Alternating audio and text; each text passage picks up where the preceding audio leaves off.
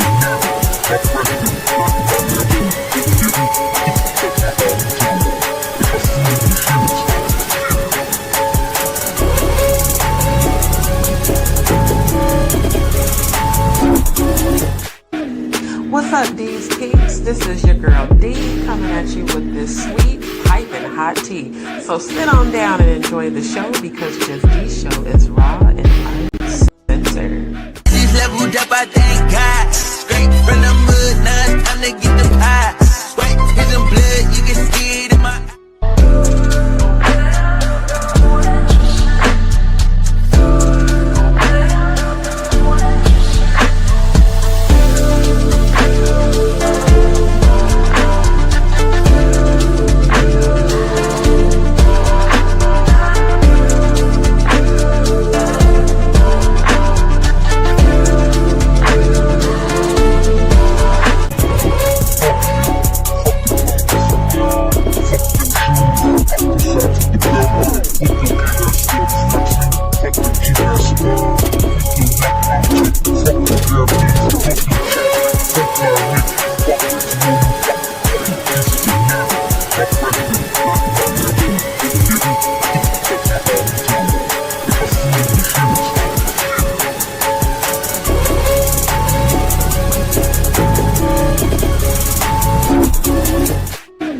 What's up, DzPeepz? This is your girl D coming at you with this sweet, piping hot tea. So sit on down and enjoy the show because Just D's show is raw and uncensored.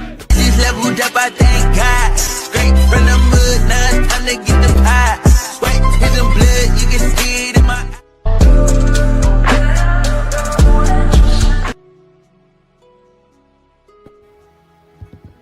Okay, what's up, y'all? I was trying to pull up a couple of links here. Give me just one moment.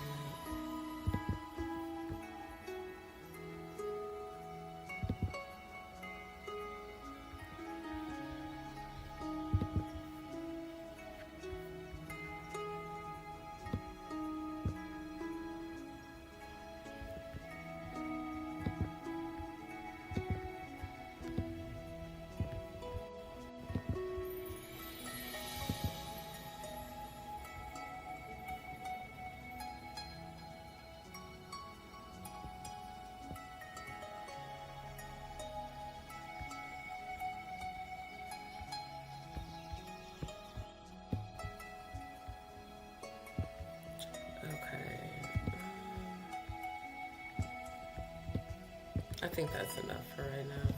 Give me 1 second. Okay. Thank y'all so much for your patience. And thank you for tuning in tonight. For those who it's your first time tuning in, do not forget to hit the like, hit the like, hit the like. Family, let me know how the volume is because I have a little bit of a different setup tonight. So let me know if the background music, if it's too loud, if it's loud enough, and if you can hear me okay. Don't forget again to hit the like on your way in. And for those who have been, give me 1 second to share screen.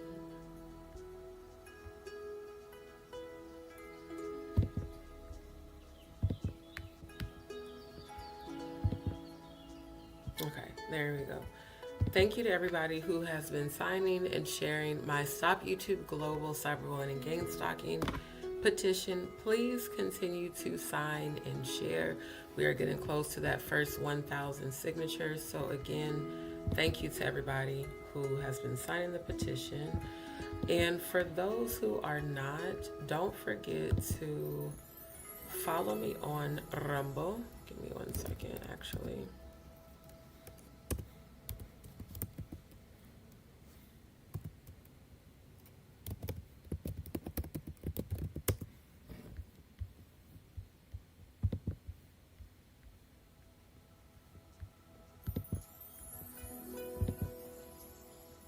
Okay, there we go. I was trying to bring it up first.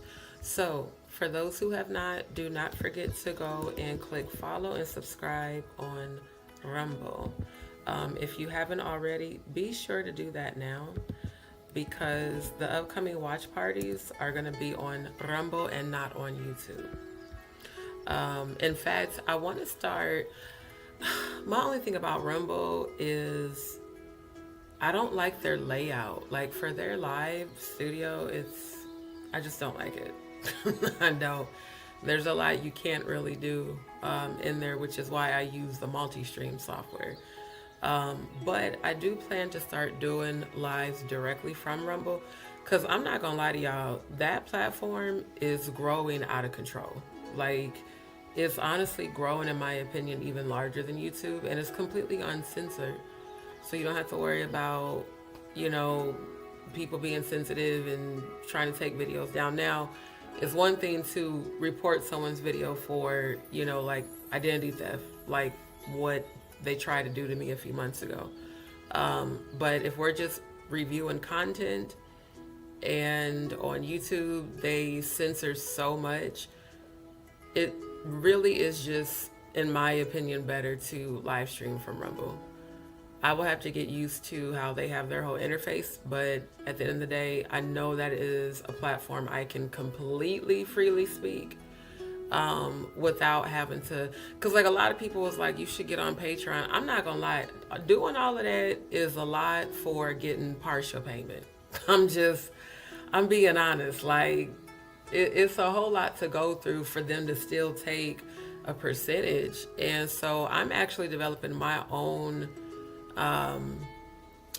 it's going to be my own online platform outside of all of this, which no one will have control over that but me. So it will be completely 100% raw and uncensored. But for those that are new to my channel, because I know I've met a lot of people over the past couple of months, especially, as I've been driving for Lyft, and my channel is a blend of everything that I guess you could say are my talents and interests that I bring to y'all, like the investigative research. I know more people on YouTube do more of the blogging, entertainment, gossip, but for me, it really is more investigating and researching these things that come across the headlines, because I'm just not one that I'm going to believe something just because it's out there. Like I'm going to research it to find out, okay, if I hear something, let me go verify if this is true first and foremost. And if it is true, then, I'll research it to the point where I can fully understand all sides of the situation and then come to y'all with, how I perceive it, or, this is a connection that I'm making. And the main connection I keep making is that all of these people in the industry, I don't care if they call themselves truth tellers, I don't care if they call themselves victims, survivors, whatever. What I know is that at some point, all of y'all was down with the shits. That's what I know. And what I'm really trying to uncover is how many people who are now speaking out are genuinely wanting justice, are genuine survivors and victims, and how many people are people that's just trying to get paid because Diddy didn't pay him. And I ain't mad at the people trying to get paid, because I wish a motherfucker would use me for my skill and talent and then go produce a damn album and become, you know, all extra successful, but then you don't pay me for the work. I don't blame them people for trying to get their money. They're owed that money. But I'm talking about the fake victims. Because for people like me, and many of us in this chat, and many of us on this channel, we are all real life survivors of sexual abuse. We know what it's like to go through this experience because we've gone through it.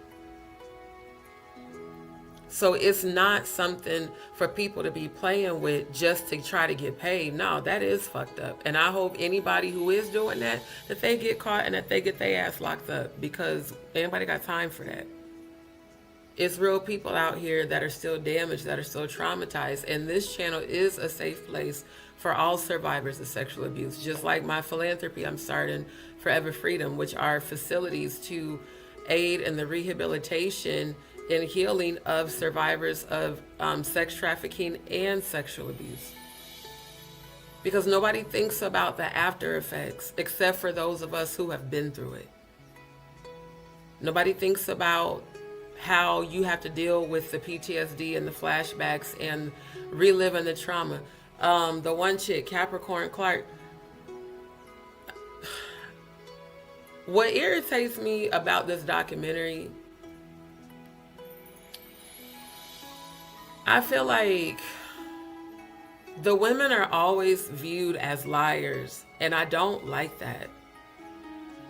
It just seems like every time I turn around, it seems like the media always tries to victim shame. Like, a lot of people came for Cassie, and one thing about it with Tisa Tells, you know, shit.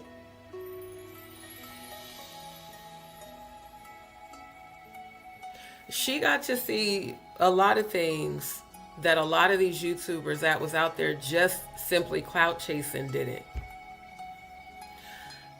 The thing that I see is these jurors are talking about, well, we just see a couple in love that are freaky.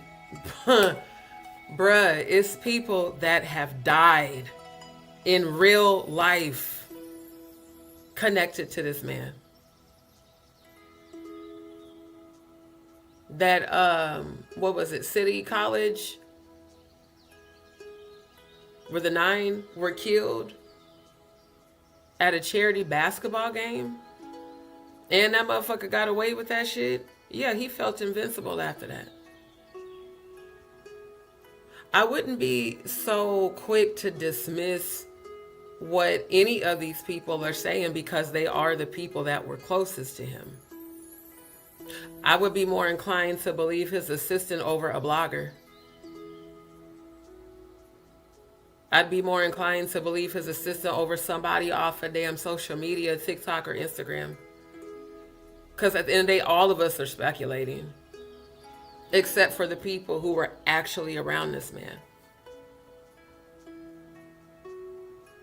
And even people like Jonathan, hey, I hate how there were people in the comments, you know, that were supportive. Then there was people in the comments talking shit. Do y'all not understand what it takes for a survivor to re-traumatize themselves by talking about what the fuck happened to them publicly? You have any idea how hard that is? How much work and healing you have to do to be able to do that without breaking down? I don't like that shit, man. I don't like it. My thing is this, when people have been full of shit, family, have I always said that if I support a person and it turns out they to be full of shit, God will reveal it? Has God always revealed them motherfuckers who was full of shit? So at the end of the day, if somebody is lying, trust me when I say that shit gonna come out. I just don't believe all these people on this documentary are lying. And I can feel people's energy. I can feel when a motherfucker's full of shit. This blowing up with Diddy needs to blow up with more than just Diddy. Jay-Z, Mr. Carter, Drake, Will,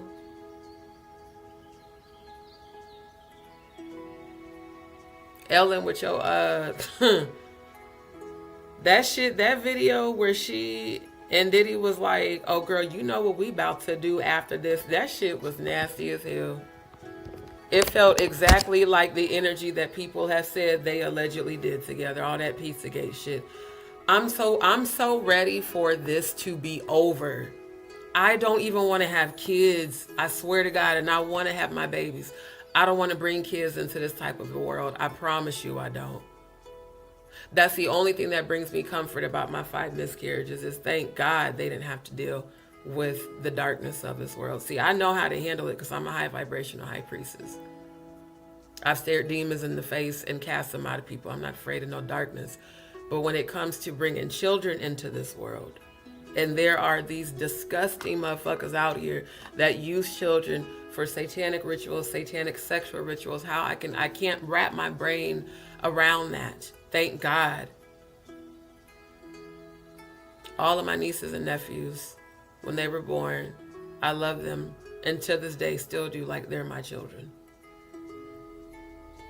I don't understand how a human being can ever hurt or harm a child like that.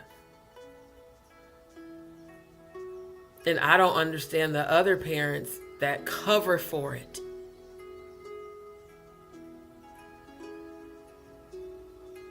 Now, people can be mad at me for speaking my truth because of how it may expose them. Let me tell you something my second mom told me when I first started my YouTube channel. She said, baby, if they are afraid of what's going to be exposed, they should not have did what they did. How they mad at you for speaking your truth? And I love her dearly because she's absolutely right. The reason this continues is because people are threatened or coerced or, exiled or shunned, or, everybody don't want to fuck with you because you're the one speaking out, even though it happened to all of us. I can't understand that. I got siblings, other relatives, friends, that this shit happened to all of us. I understand that some people ain't ready to talk about it. Some people aren't even ready to deal with it. Like Aubrey O'Day. She disassociates. She's like, I don't even want to know if I was raped. I don't blame her. So you don't want that memory. You don't want it. You don't want the trauma that follows that you have to spend years and years working to heal through. And it still never leaves. You just learn how to better deal with it. This shit with Diddy ain't about no fucking loving couple that were freaky. If that was the case, murder wouldn't have been involved, sacrifice wouldn't have been involved, rape wouldn't have been involved, drugs wouldn't have been involved, baby oil wouldn't have been involved, cocaine and razor blade. Man, miss me with that bullshit. I'm a Scorpio, a tantric Scorpio. Oh, I know about freaky. And I got the kink shit too. Celibate. But once I'm not, shit. And anything that I would do freaky don't involve none of that bullshit. So the jurors that they show talking about, well, we just see a couple in love. You know what? It's giving paid. I'm just going to call it what the fuck, how I see it. And all commentary on my channel is alleged outside of my real life experience and is my opinion. It's my opinion that a lot of them jurors was fucking paid off allegedly. And that's what's been going around for months. Especially the black girl that was all starstruck on camera. Looking like she was from goddamn Biloxi. She looked like one of them. She looked like one of them Mississippi bitches. I swear. She was so happy. Oh, and then there were times me and Diddy were on the same free. I'm like, ugh. The way y'all dick ride for these niggas that dick ride for niggas.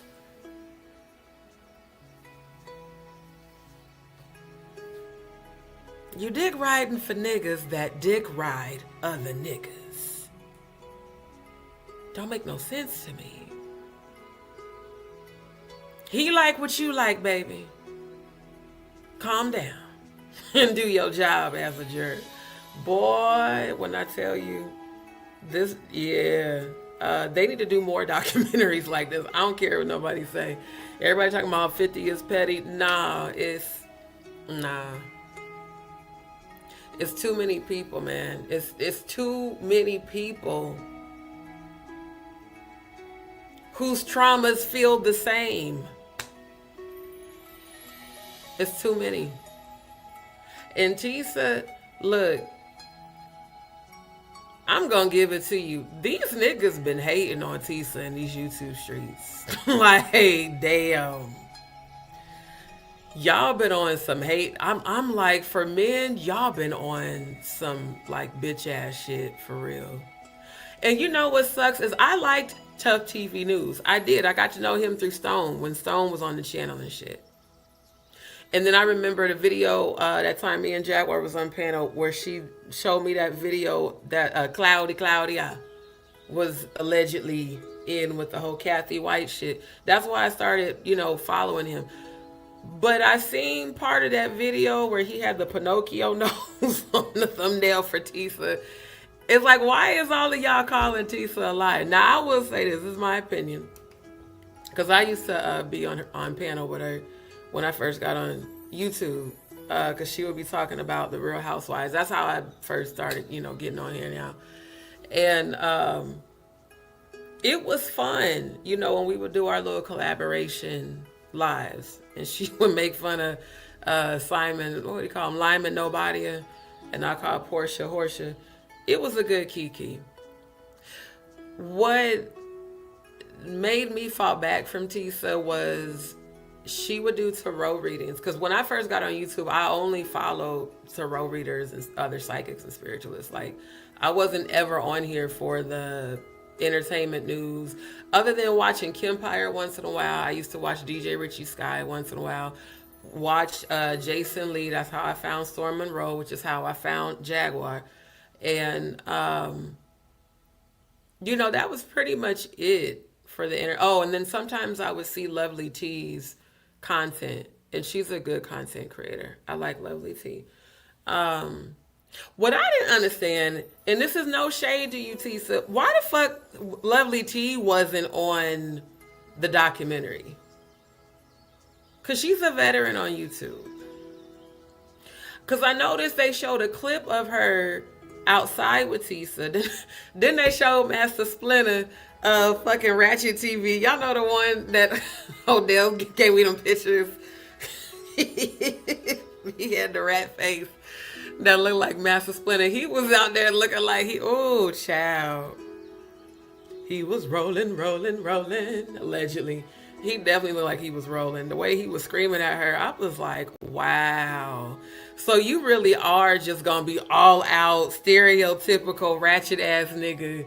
You going viral for that shit. And it's so low vibrational. But I seen Lovely T out there, and there were a couple of other ones they said were content creators, but I didn't know who they were. Then of course, No Nuts, aka Donut. That shit with him and Gene. I'm gonna pull up the video. Now, I did not find a video of the actual physical altercation. Obviously, I guess YouTube don't want to have that out there. Or it wasn't recorded. I don't know. But all I know is everybody said that No Nuts got knocked the fuck out. And they asked Gene not to come back to the courthouse for a few days. What I also know is that Jaguar was not allowed inside of the courtroom and did a whole PR moment outside. It's like all the real rejects of YouTube outside of the actual entertainment journalists that showed up for viral clout chasing moments. It's like all the desperate ones flocked to that courthouse, and it's hilarious to me. Because it's just like, this is my opinion. The people that ran to jump on that for a moment of clout, you did that shit for clicks and views. You don't actually care about this case. I actually care about this case as a survivor myself. And as a high vibrational spiritualist, as an empath, clairvoyant, psychic medium, I have seen what's about to happen to Diddy. He's not getting out. This man has 172 other civil cases currently pending and still being filed. And I do believe 102 of those are already getting assigned court dates. Sir, you and your booty hole, I'm sure have already gotten comfortable. Go on and get comfortable, because you're not getting out. The narrative about free Diddy, Cassie was a willing participant. I'm going to go 50-50 on that, because some of these people's account of what happened, especially the male sex worker, when he said it was Cassie that, was like, nah, you need more oil, and they knew that shit, that they had what they had did to that baby oil, it does give that Cassie was a willing participant. Now, I'm just being objective. I don't hate the girl. I'm just looking at it objectively. If you were that active, that means some part of her was willing to accept the abuse and also was willing to participate. Does that make what happened to her okay? Absolutely not. That doesn't justify Diddy being abusive. That's what I don't like, is people like, oh, well, she deserved it. Don't no woman deserve to be abused. And there's something wrong with you fucking females that been saying that shit in these comments. Because when I go to people's videos, I go straight to the comments to see what people are saying. I don't even have the time to watch the actual content. It's like, people really feel like she deserved that shit. And I'm like, bruh. Now, if Cassie did participate in abusing other people, if they can prove that, then yeah, lock her ass up too. That's how I feel about anybody involved in this shit. Everybody involved is going to be exposed. Everybody. And all the people that are making the most noise and trying to get seen the most, all of y'all are in danger. Tisa said that Diddy's team reached out to her to give her the transcripts of what to say and to share on her platform. Now, Diddy, at the beginning of this documentary, they showed how he finally realized how important social engineering and social media is. That everybody does go to YouTube and Instagram and TikTok for their news. That's the algorithm.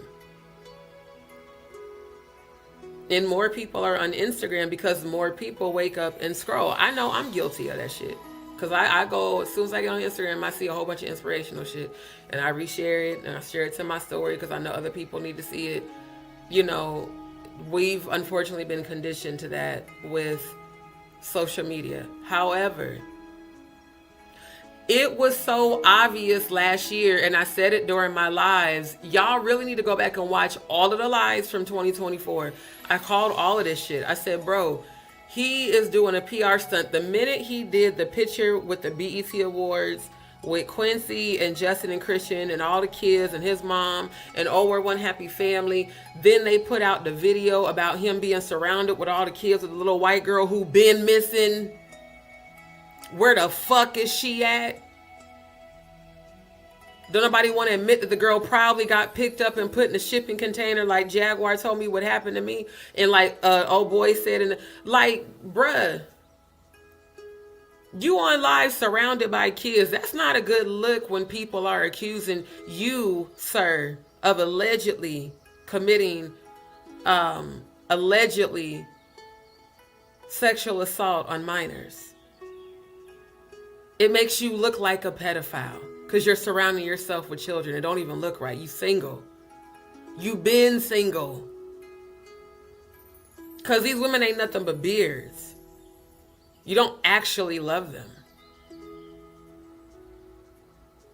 You like the image. That picture of him in Young Miami, I felt like he was in competition with her. I was like, damn, he looked just as feminine as she do. My thing is, why keep trying to live a lie and why not just live in your truth? I don't understand. Does he feel like coming out will cancel him? with the way that things are now, you would probably be even more supported because you lived in your truth. This picture gives very much so queen and queen. There is nothing masculine about anything he has on. It literally looks almost as if he's trying to compete with her. That was the first thing I thought when I first saw this. Now, it's supposed to be over the top, of course, but bruh, you look like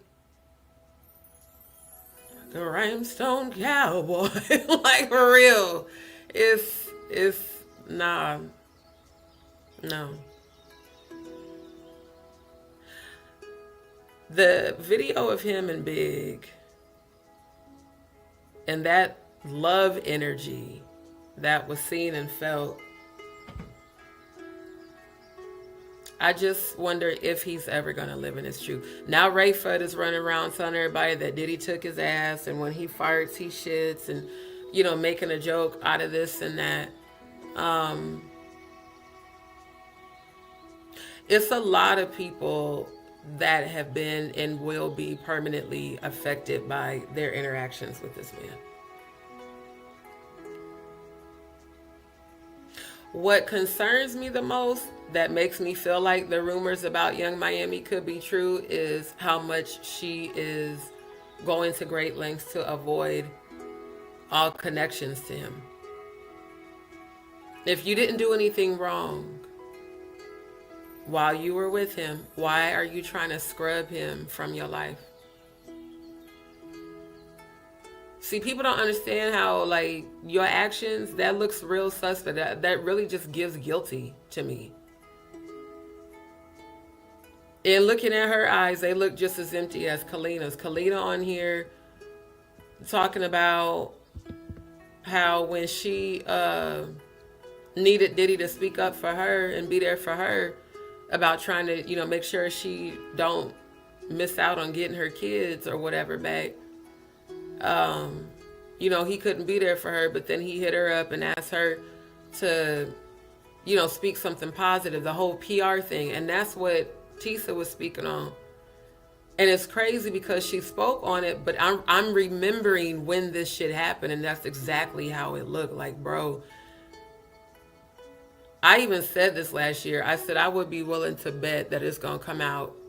Somebody's going to leak it, because people been saying he paid Kalina to do that shit, allegedly.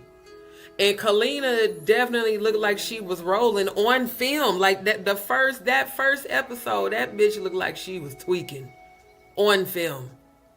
Like, goddamn. And that's what they were saying about her on the show, on Love and Hip Hop. That allegedly she had a substance abuse problem, and that's sad, bro. Like, especially because she's got little kids. She was pregnant on that show. So I feel like these women know, Mary J too, these women know his dirt. And I honestly feel like Diddy not only probably allegedly paid them, but that he got dirt on them. And that's the real reason they being so fucking loyal. Because Kalina, everything about your energy, and me, as I'm telling you as a spiritual, everything about her energy feel like she up there with them fake ass tears crying, talking about, and I don't know what happened to Don. But just last year you was calling her a weird bitch. Publicly. It's still out there. I think it was on Neighborhood Talk. I was like, God damn. She talking like she really hate Don. And then she talked about Don trying to be the main chick. That gave jealousy. I'm going to be honest. What it gave is that maybe at some point, I feel like maybe the three of them might have had a threesome. I'm just telling y'all what I feel as a spiritualist. This is all alleged. I feel like at some point they probably had a threesome. And unfortunately, that does happen in that dynamic where one person gets jealous of the other female because the dude likes the other female a little bit more. He might be fucking the other female a little bit longer. You know, all that insecure ass shit. That's what it feels like to me, is that it could have been that type of a dynamic. Because it felt like Kalina felt she was in competition with Don and low-key with Cassie. because I felt that energy on the phone. Diddy definitely has a certain amount of control over her. And I remember one thing my ex was telling me, because he's older and he knows, a lot of the old school producers. He's like, a lot of them would be fucking their artists to control them. And they knew to play their role. Like the artists knew to never tell and to, deny all allegations and all of that. And everybody pretty much knows that's how it goes down, especially in the industries. But it's just like, I'm looking at Kalina like, bruh, you are giving this man undying loyalty that he publicly didn't even give you. And that's sad. It's sad to see her like just be under this, like, it's almost like he has her under a trance. This shit is crazy. And then the fact that the juror, like I said, she focused on, it just feels like some of them got paid, bruh. Because the way she focused on Capricorn to discredit her was really fucked up. She's like, well, she just came in with all this emotion and, and she was reliving it from 10 years ago with the same emotion. I'm thinking like, bitch, you must ain't never went through a traumatizing experience. Like, you don't just get over somebody sexually assaulting you. And it's really irritating to hear a female say something that dense and that ignorant. And it also made me look at the producers like, okay, I know they have to show both perspectives, those who support Diddy and those who don't. But the juror was just giving dick riding energy, like definitely groupie ass energy. Like if she could fuck Diddy, she probably would have. Hell, she might have. Cause she just like, God damn. It feels like some of them jurors were allegedly incentivized. Because keep in mind, he did say, he was like, we need PR people. I remember when that shit kicked up, even way before the hearing. Because like I said, all of a sudden, all the kids are doing all these videos about how much they love their dad. They did the video with the little baby. Little baby's so cute. The little baby girl. And I was like, that is so sad though. Because them kids don't even, especially them little ones, they're not going to understand this shit. They're going to understand it when they grow up, and it's going to be sad to realize this is who your father is. And who's going to work with his kids? Now, the documentary is exposing Justin. And Justin does have his own legal problems. So does Christian. The one bodyguard, a security guard, he was like, if the boys don't agree with it, we'll never know because they can't say shit. He's 1000% right. What they gonna say? Who they gonna tell? Especially because, hell, we all heard him talk to Justin from Jaya and tell him to get rid of all the pizza boxes and the plastic.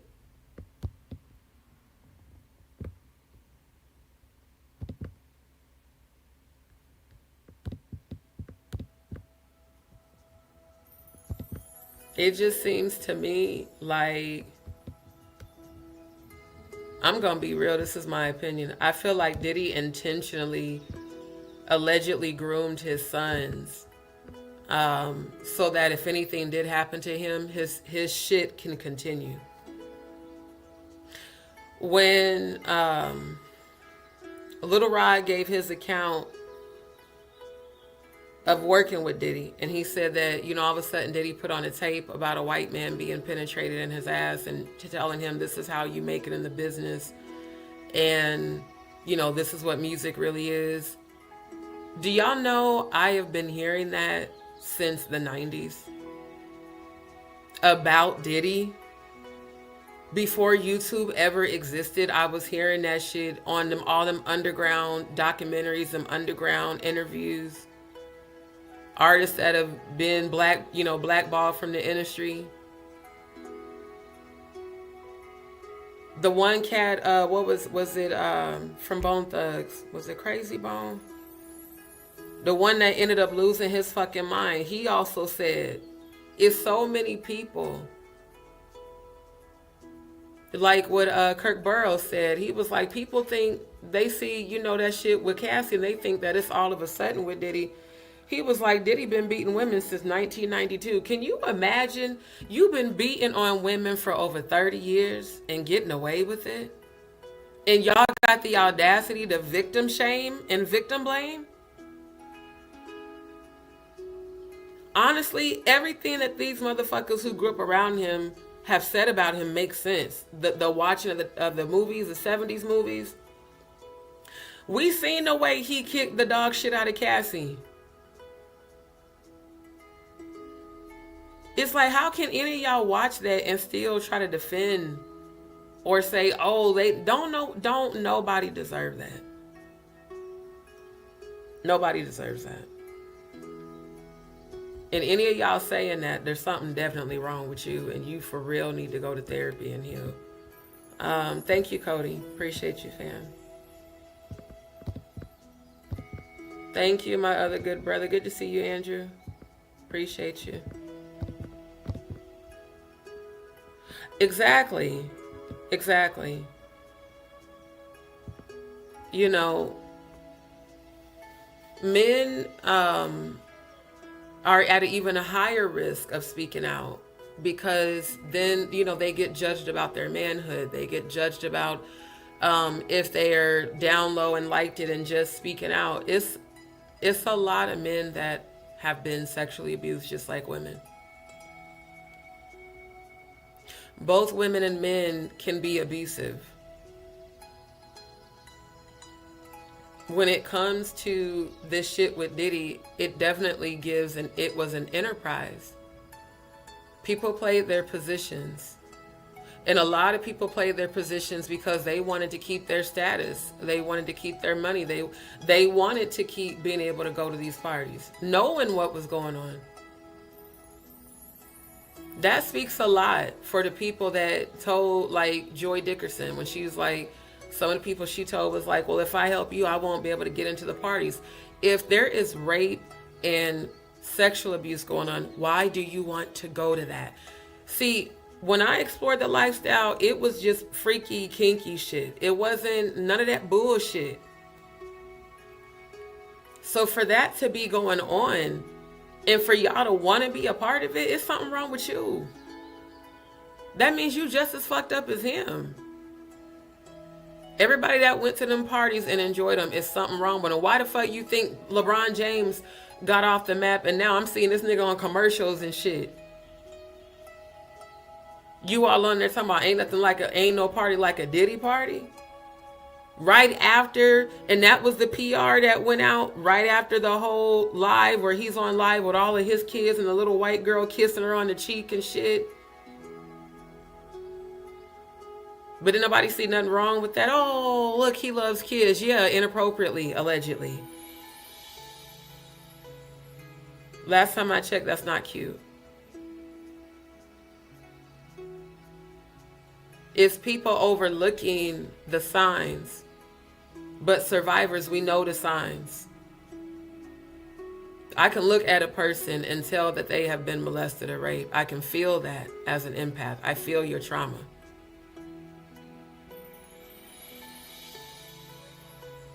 And it's people who have been through a lot of shit. And then it's people who went through a lot of shit willingly, and it's people who went through a lot of shit unwillingly. Because they didn't have a way to get out. They didn't have nobody to go to. Nobody would believe them. Nobody would help them.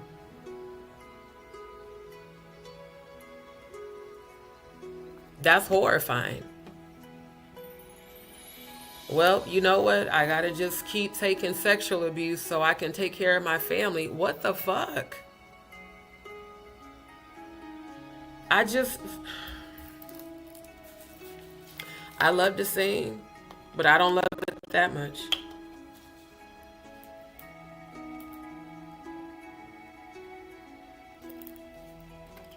I'd rather be an independent artist than ever deal with that bullshit. Because I know what it's like to deal with that from somebody I was engaged to marry. I wouldn't have been able to do that.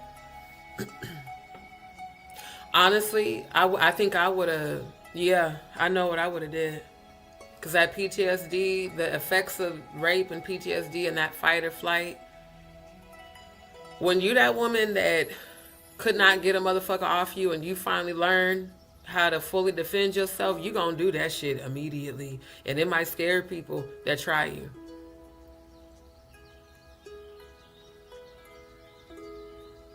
People need to understand that this is not something that people just make up and talk about and relive and re-traumatize themselves. People ain't making that shit up when they're re-traumatizing themselves.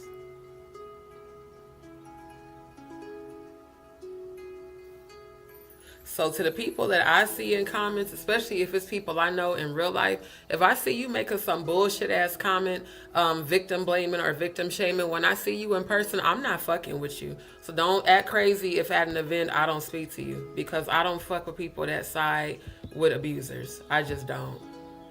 It's something wrong with y'all up there victim blaming the women like they deserve to be abused and shit. That's how I feel, Andrew. I feel like a lot of people was paid off. I feel like some of these judges was paid off, especially the one that refused to look at, what was it, 5 of the 8 counts that Little Rod brought to court were dismissed. Really? Like, that's wild. Good to see you, Neptune. That's wild.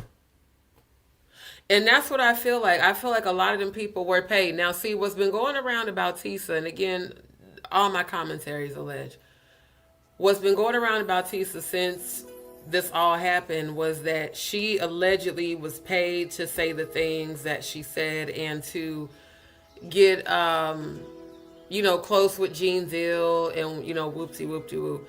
What I did see on those videos, the ones with No Nuts yelling at Gene and acting like an ambush journalist wannabe, he's such a horrible actor. I mean, you're such a horrible actor. Please stop. Or better yet, get the money to go to theater school. You're not good at it. That was your worst moment I think I've seen, was the ambush. Because here's the thing. He's not going to answer you when you're screaming at the top of your lungs, "Everybody look at me. Gene Dill, I heard you held a minor." Ain't nobody finna respond to that. You fucked around and found out, though. Now, the media been saying he knocked you out. Now, you on, tape, you on video saying he didn't. He just pushed you. Sir, you got knocked the fuck out. Allegedly. Oh, I gotta say, this is probably the most comical part of my review of all of this, is known as getting his good, karma is such a good thing. When you get to witness that karma, it's a good feeling. That's all I gotta say, is it's a good feeling. His booty has definitely gotten comfortable. Didn't you see those pictures of him? Oh yeah, I seen that. He looked like he was good. He was grinning. Child, he probably got a couple of boyfriends in there. Diddy is a Scorpio. He is Scorpio. He got 2 or 3 of them. I'm just saying. Oh, let me pull up the homies over. Do the homie.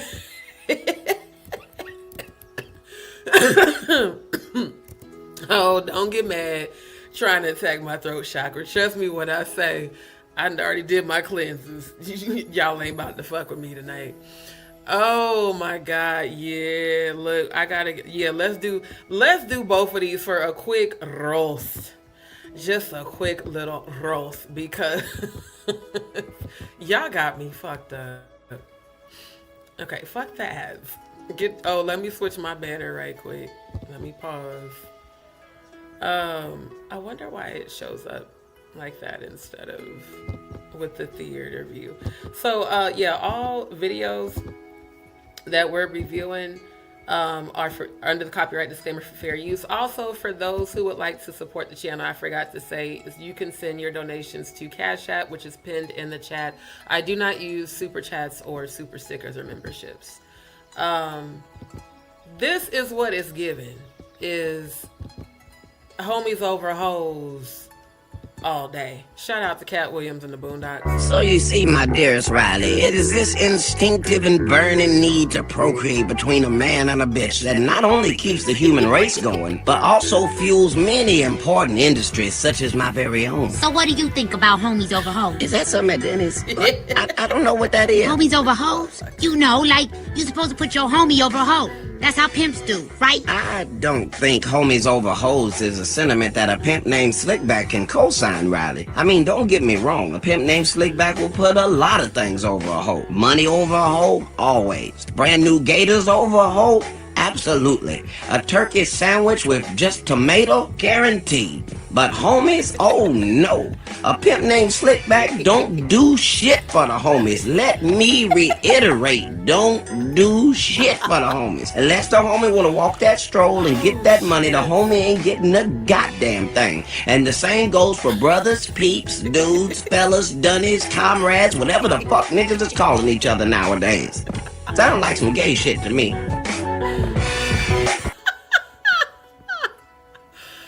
Oh, I fucking love a pimp named Slickback. Oh, I love Boondocks. That is my shit. Shout out to Cat Williams. This is, okay, so this is the actual homies over hoes song. I really feel like that Aaron McGruder made this shit about Diddy. That's my opinion, allegedly. Okay, here it is. What's up? It's your boy. The boy. Look, okay, the moment you all been waiting for. It's the world premiere, and that's not just... Hold on. Can y'all still hear it? Because when I went back to the StreamYard little page, it was saying it lost connection to audio. If y'all can still hear, and if y'all can still hear the video, please put a 1 in the chat so I know you can see it and hear it. Oh, he's definitely in eggplant heaven for sure. Yeah, I love a pimp named Slickback. Okay, you can hear it. Okay, that's what's up. Oh my God. Around here, that's the whole world. The brand new Gangstalicious video. The song is called Homies Over Hoes. I thought you hate Gangstalicious. I mean, he a punk and all that, but he sent a nigga some free CDs and apologized and all, so I decided to squash it. He's still a punk though. Bitch. They in the background. Bitch. Stupid shit. Never catching lids, wrong with no beers, cause bitches ain't shit. This on my crew is stick, a bunch of knuckles. He is alright. Ball heads and kids, nigga, we hating on them hoes like we think the biz. Bitch, can't you see? Fall back away from me. Me and my niggas bump Yes, in the VIP. you bump it to the left, and bump it to the right, cause when you do the homie nigga, Oh my God. Oh my God. Bitch is crazy.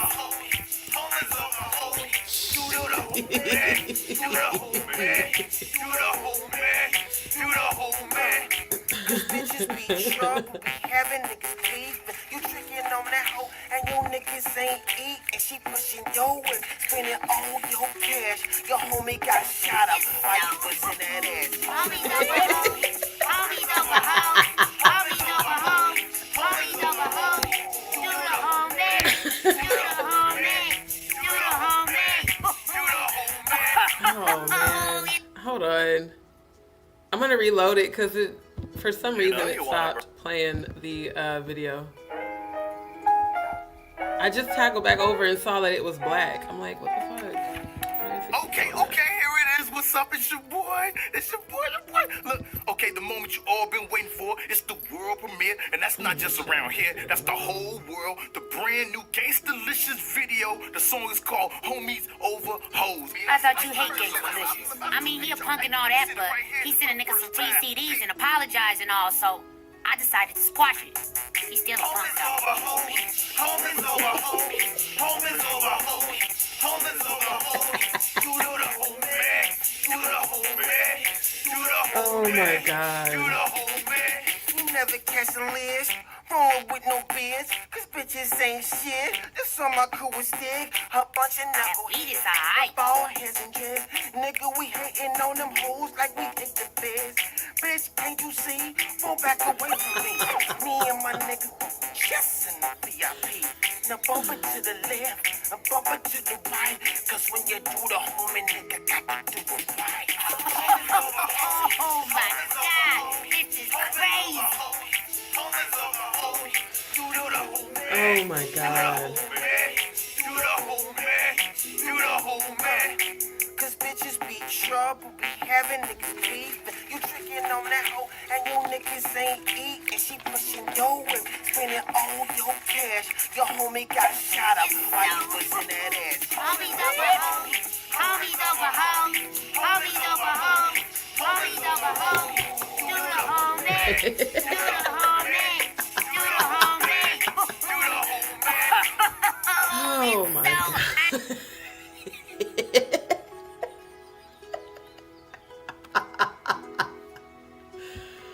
Oh my God, yo. You know, I'm just, wow. All I can say is wow. Because, you know, it's funny because I remember when Wendy Williams first was talking about how she felt like Diddy was gay way back in the day. She got blacklisted. But then she made a comeback on her own. You know, my thing is like just living your truth. Like we see you. Literally, we see you living your truth. Living your truth without raping allegedly and hurting other people. And then this shit here. And the next question is... Hold on, let me go. Yeah, because he literally refers to Diddy as Jesus. And in this documentary, that motherfucker said, you know, I can only compare myself to the Son of God. Maybe a different one? Because I've never heard any stories about Yeshua going on a love rampage of rampaging people's genitals. You know, I've never heard that story in any of the Bibles or Apocryphas, diddlers. So maybe you might have been comparing yourself to the Son of God, maybe Lucifer or Satan, you know, Samael, like maybe one of them, but not Yeshua. Nah, no sir. No ma'am, no ham, no turkey. Your God complex is very much Luciferian and very, very delusional. It's definitely giving, you need to hit the link, po little tink tank. Diddler, go on and visit betterhelp.com. But, you know, at this point, you already in jail. So you probably would qualify for free consultation. You might, because I know they said allegedly, and y'all be watching my channel, whatever. If you are watching, visit betterhelp.com. I'm going to bring it up soon as I get done showing this video of you and Biggie looking like secret lovers. Yeah, y'all definitely was looking like, he looked like he just busted a nut.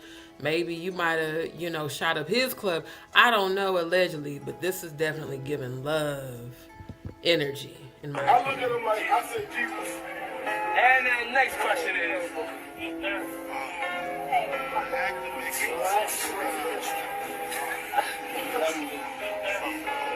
When I met your eyes, my first thought was a trick. You look so good, huh? I suck on your daddy's dick. I never felt that way in my life. Living your truth. I made you my wife. Like, for real. Like, just living your truth, sir. Nothing about that was platonic. Nothing at all. And I think the Diddler's real fear is the truth about his alleged relationship with Clive. Because see, that look, I covered that about, 5 months ago. That Clive was allegedly nervous about all this shit coming out about him and Diddy. Why are both of y'all nervous?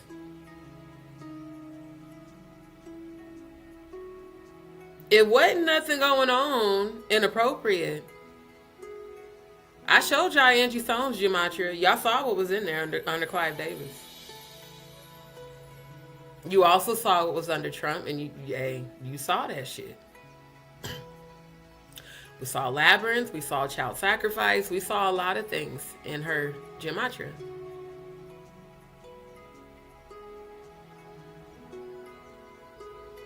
I'm just saying, like, it's a lot of what people have used, what people used to call conspiracy theory.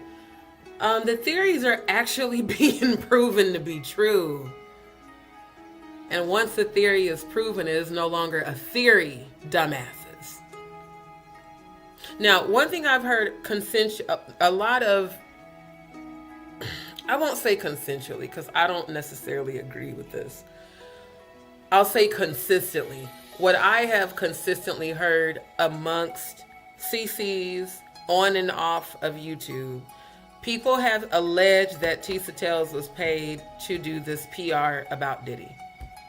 Allegedly. I don't know if that's true. But that's what a lot of people have been saying. However, I also researched that some of these sources saying that shit, y'all was the haters hating on the fact that she got picked for Making of a Bad Boy and for this Netflix series. I'm gonna be honest with y'all. I wouldn't be jealous of that because here's the thing. Now everybody knows who you are, including all of Diddy's people. You are going to be forever followed and tracked and watched. That's something I think a lot of YouTubers didn't take into account when they decided to go to that courthouse, is that he knows who all of y'all are.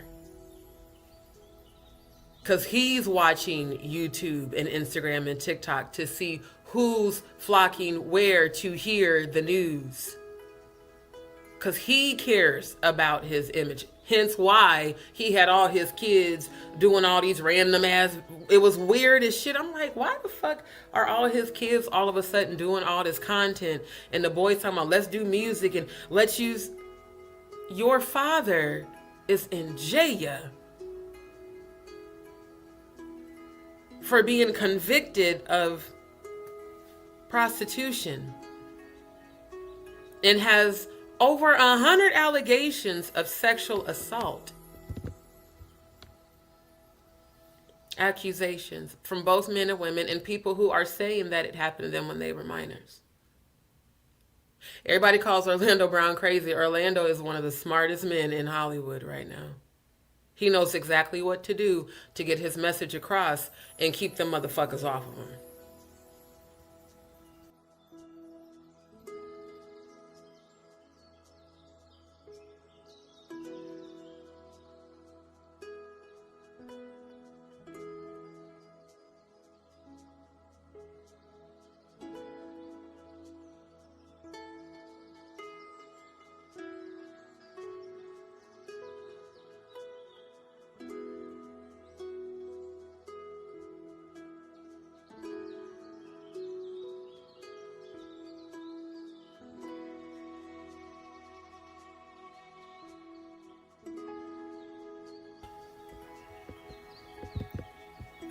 They do this every time. I do think it's something with StreamYard though, because I keep forgetting that I'm using a VPN. But I'm serious, Orlando knows exactly what to do. He knows what to say, he knows how to say it so that people don't necessarily come for him. He knows that even if people call him crazy, they're going to still tune in and listen because they think he's crazy. And, you know, it's actually kind of hilarious how much I see people call him crazy. And I'm like, that man is completely sane. Y'all are just y'all ain't woke at all. The whole thing, you know, that happened between him and Jaguar was crazy. This whole YouTube, all of this, everybody on here, everybody that's on YouTube who were ever in the industry, trust me when I say there's a reason they are all here. It's not a coincidence. Doesn't mean that what they have to say is or isn't true. Now, Jaguar, yeah, you proved to be a fucking liar. For sure, 1000%. Especially when it comes to me and many others, unfortunately. However, these other people, like Jonathan Hay, with Cassie, I feel like she was groomed. This is my opinion. I feel like Cassie was groomed to become who she became. When we think about his relationship with Janice, the absence of his father, the abandonment wound from not having a relationship with his dad, and the only relationship he had with a male figure was TV. If anybody ever saw that movie Cable Man with Jim Carrey from way back in the day, you know what I'm talking about. A child who was raised by television is very dangerous because in their mind, that's what's real. That's who I need to aspire to be like, is all the pimps I seen in all these videos. Then we also have to take into question, why would Janice give him shit like that to watch? We also have to keep in mind the type of man Janice was with. How did Diddy learn how to kick women and call them bitches and hoes and degrade them? Because somebody taught him that shit.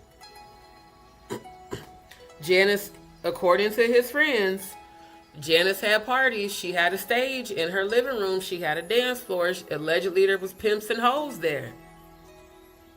Imagine that being your life as a child. And you grew up in a neighborhood where it's mostly poverty. So now I can come out of this neighborhood and I can aspire other young black men to be like me. All they got to do is take it up the ass a few times until they like it, and then now they're mine.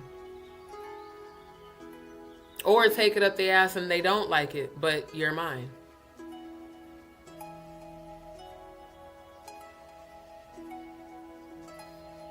That Kundalini activation through sodomy, that's some real shit. I'm going to do a live cover in that. There's a reason that they do these acts. It ain't freaky. It's literally satanic ritual abuse. And that is what the goal on this channel is to prove that. And I don't give a damn who says it's crazy, it's conspiracy theorists. I know a lot about this shit from being on the inside of these fucking religious ass cults that are masked as churches, where that shit, people be acting like, oh, that shit don't go on, and all of a sudden somebody reports, oh, this happened to me. Nobody wants to listen to them. Nobody wants to believe them. They don't want to believe that their favorite pastor or Sunday school teacher or deacon or church mother might be abusive. They don't want to believe that person could have raped people right there in the church, at the church. They don't want to believe that shit. So you think they want to believe it about their favorite celebrity that they idolize like God? None of them people on the jury should have been Diddy fans. That girl on the documentary should not have been on the jury. She was clearly a fan. But I'm not a personal fan of Diddy's, just all the music. You know, Day 26. Why the fuck? Why were people like this selected to be on the jury? Because spiritual wickedness in high places. You know, Ephesians 6 and 10, for we wrestle not against flesh and blood. 12, but against principalities, against powers, the powers that be. Principalities, rulers of darkness, spiritual wickedness in high places. Authority, government. The justice system,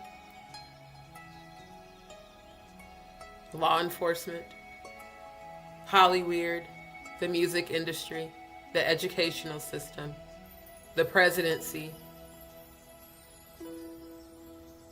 congressmen, and they all cover for each other because they all do it together.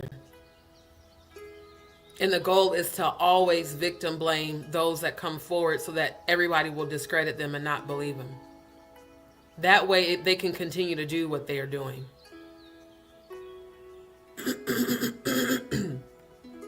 That's why where I come from, everybody acts funny. Half the time act like they don't want to talk, they don't want to communicate because, well, we know what you're saying is true because it happened to me, but You know, I don't want it to ruin business things for me. So you'd rather live with the trauma that somebody raped you and molested you and still go and sit in a congregation with that person and try to act like it's normal? Do y'all not realize how fucked up this is?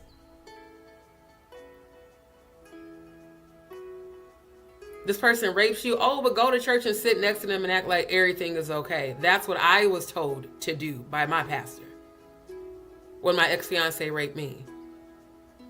Then I found out that happened to a lot of other women and they were all told the same shit. Didn't find that shit out till years later. We were all told to be silent. That means all you motherfuckers is doing this shit together. And you never had any intention of stopping until you got caught. This is why I have zero mercy for anybody involved with this man. And Jaguar, I keep hearing things about you and Diddy and Dallas. And before I do a live on that, I'm going to confirm the information that I was given. Because that would explain why you came into my chat last October.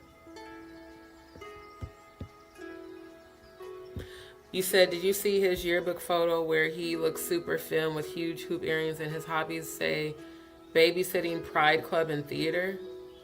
Are you talking about Diddy? Hold up. Hold up. I gotta verify that right now.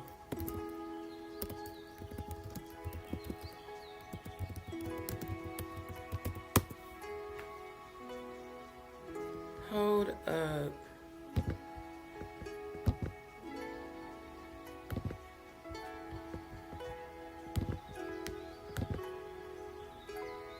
Can I make this bigger? Okay. God damn. I gotta stop using the touch screen.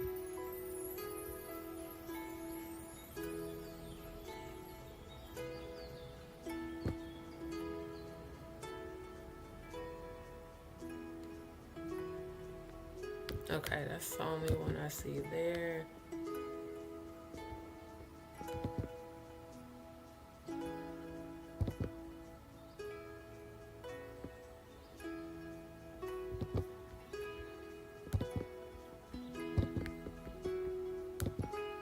Diddy's yearbook named him most likely to get caught with 784 dildos and gallons of lube.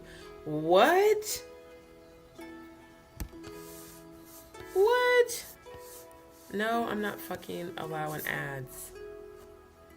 Oh, I hate these websites. No, I'm not gonna do that.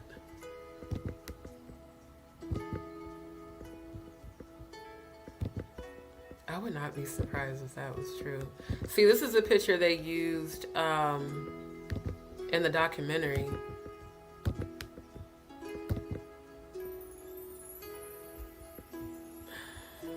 Okay, can you just get off of here? I don't care.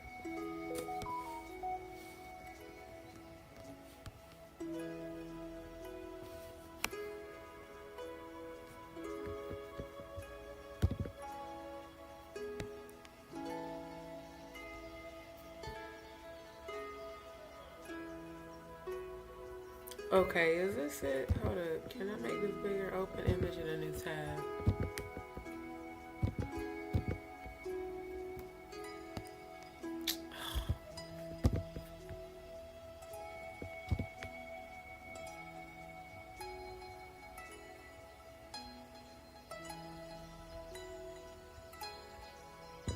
Wow, he really was going by Sean Puffy Combs even back then.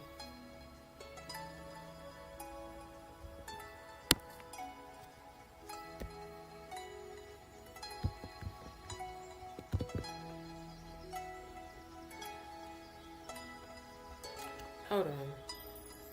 Okay, hold on. I'm gonna have to send this link to my email. Cause that's crazy. And I'm gonna be honest,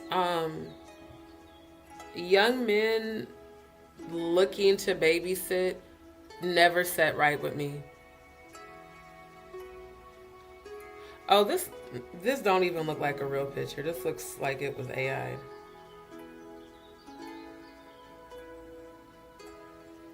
Yeah, I'm not gonna pull this up. This, I can tell that picture was horribly AI'd as an editor. That don't even look real. This man,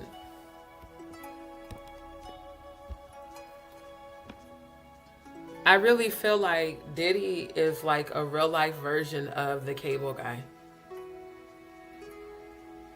Like at the end of that movie, when Jim Carrey had the, what I would call psychotic break, and he realized that he had just become everything he saw on TV. I feel like that's who he is. Especially at the beginning of the documentary when he said that he's like, sometimes I don't know if he said he loses touch with reality or how he worded it, but he basically was like, you know, it just seems like sometimes I'm not here. All the scenes where they show him fucked up, clearly off the Tucci and other shit. Because one thing, anybody who's ever smoked a blunt or took an edible, you know that all that shit does is make you very calm, very zen, and hungry and sleepy. It's not a stimulant. It doesn't give you a fuck ton of energy. Jonathan Hayes said last year on the interview that he did on the Blue Couch. Shout out to Jonathan Hayes, by the way. I think today, either today or yesterday, was his birthday. Happy birthday to you, King. He was like, Diddy told us during the pandemic we had to make music that could attract ketamine.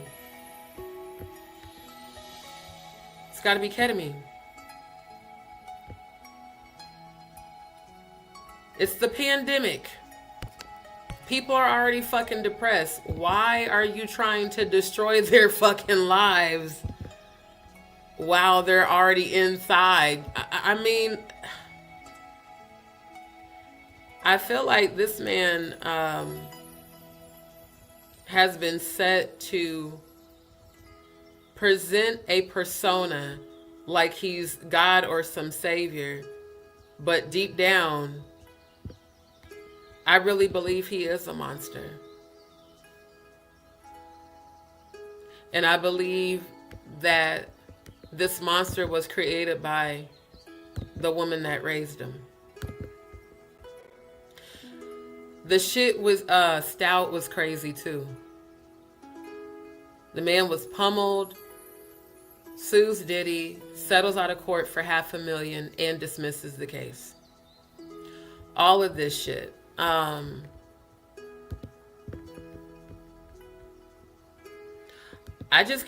being honest with you, Tisa, and this is no hatred or jealousy, because honestly, I'm happy for you for you making it to that, but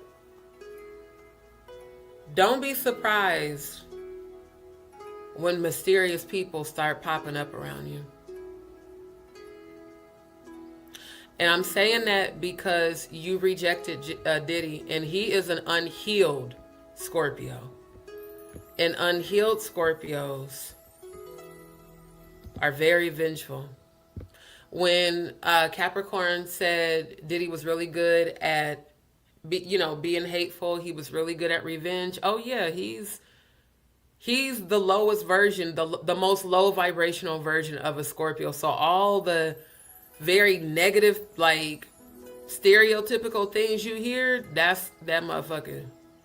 Like straight up. Exactly. She needs to have, that's what I'm saying. She needs to have bodyguards 24/7.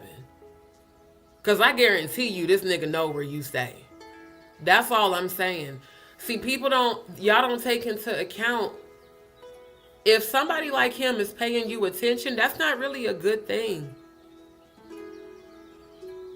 Think about how Storm kept saying, Stormisha Bussy Alize Jenkins, when I was following him on his channel, he used to always be bragging about how Jason Lee would tell him he could have him in a room with Diddy, and in 48 hours he could have his own show. Think about what Diddy said when he came out with the Love album. 48. He said 48 hours of love. I'm going on a love rampage, just like when he did that video with Justin Bieber, and he was like, "Yeah, we're about to go, full buck." It's always like a frenzy to sodomize somebody. That's an addiction, just like a drug.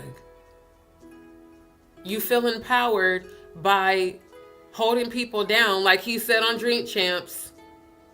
I like it, Daddy, when you scrapping and scraping. You need to be in jail, sir. That's where you belong. You belong in there with the booty warrior that they had on the Boondocks. Now I like you. I'm about to find that. And I want, this is you. This is you right now in jail.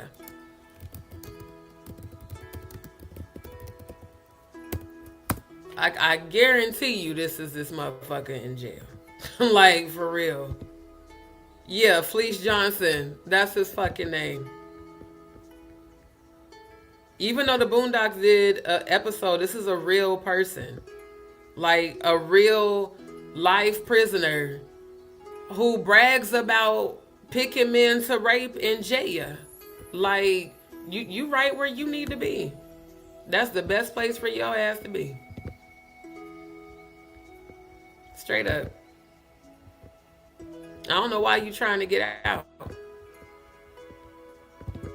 You really don't want this to happen to you, okay? And your shirt so look, hurry up! Okay, kids, y'all motherfuckers looking, huh? Tom just got his motherfucking manhood test, and he failed. He should have knocked my motherfucking head off. And you know what that means, don't you? Tom, you getting raped. When you go to prison, the most important thing in your life is going to be booty. Y'all better listen to A man's butt. Booty, getting some booty, is more important than eating food. It's more important than drinking water. If I see a man I like, I tell him like this here.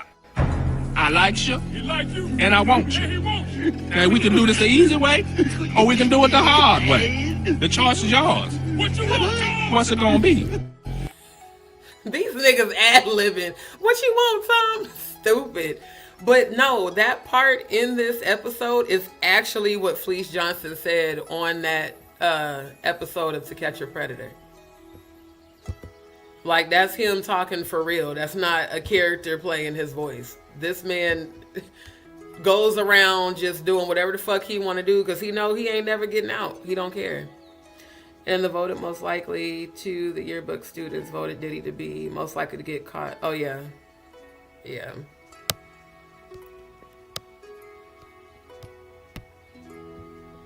Seriously, I'm so serious. Like, now that I've seen this documentary, I feel like he is the black version of the cable guy.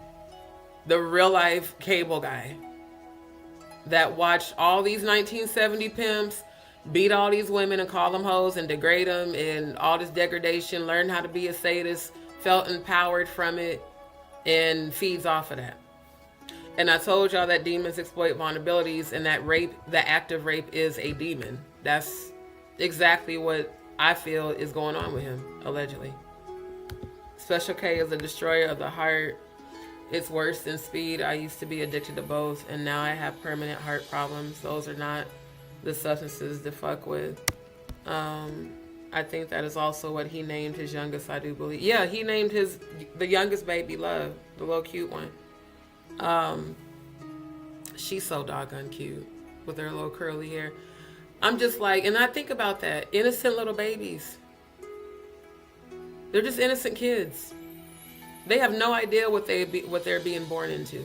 They have no idea. The two girls, the twins, I started paying attention to them because everybody kept saying, you know, the twins is out here looking like, I'm not gonna lie, I feel like he groomed all them kids. Cause them girls do. They look like very wealthy.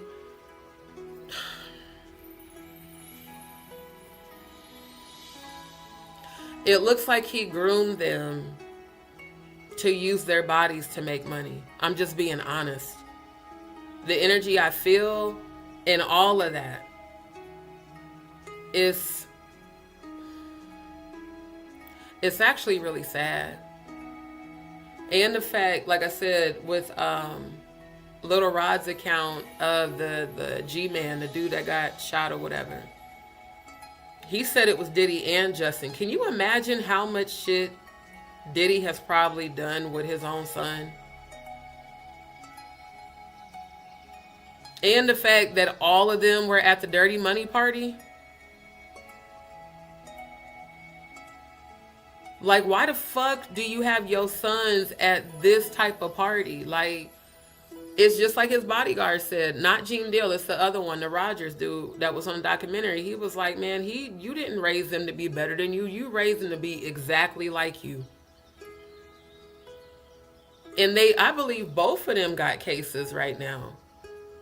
Justin and Christian.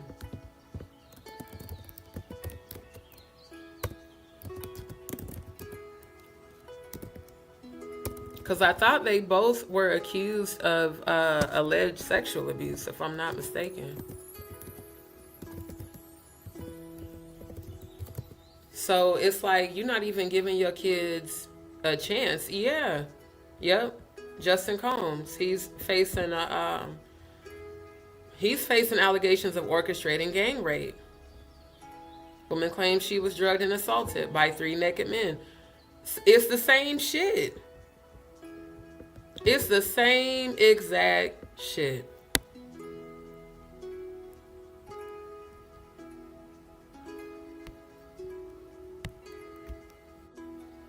Yeah, I remember when this came out.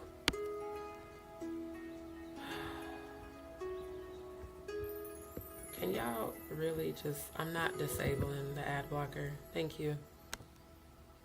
Yeah, Diddy's son Justin accused of orchestrating gang rape. This was July 27th. That's on the calendar too. Yeah, a woman has filed a complaint against Sean Diddy Combs and his son. See, that confirms what some of them people were saying in that video. More than just Little Rod. Alleging she was gang raped by Diddy and 2 other men during a trip to Los Angeles. Is it Tyreke Connerly claims Justin Combs contacted her through Snapchat. Also why I don't fuck with Snapchat. In March or April 2017, requesting risque photos, which she sent. She says Justin offered to fly her to LA for a week and promised he could get her a job at Revolt, a network his father founded. So I'm gonna fly you out. You come kick it with me. I'll get you a job at Revolt. Instead, Connerly claimed she was drugged, literally held prisoner for a weekend, and repeatedly raped by 3 masked men, including the elder Combs. USA has reached out to Sean Combs' team for comment. So I'm definitely going to follow this case. I want to know what's going on with that. Because Justin has been with his dad the most. Honestly, it makes perfect sense. It really does.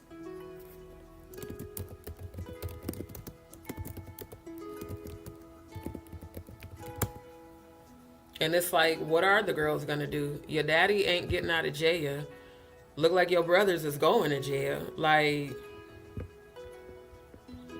yep, Christian too.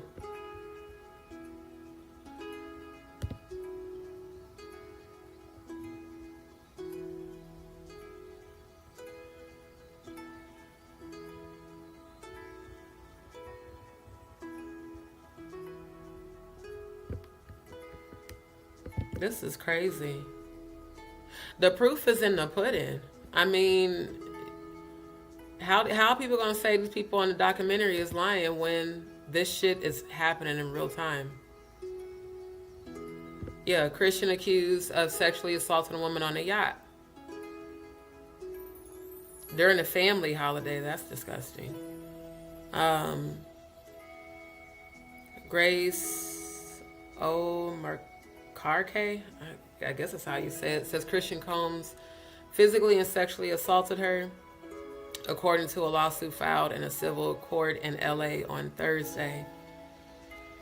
Oh, Lord. Yep.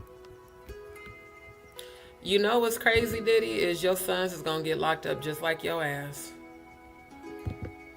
And if they really did that shit, they deserve to.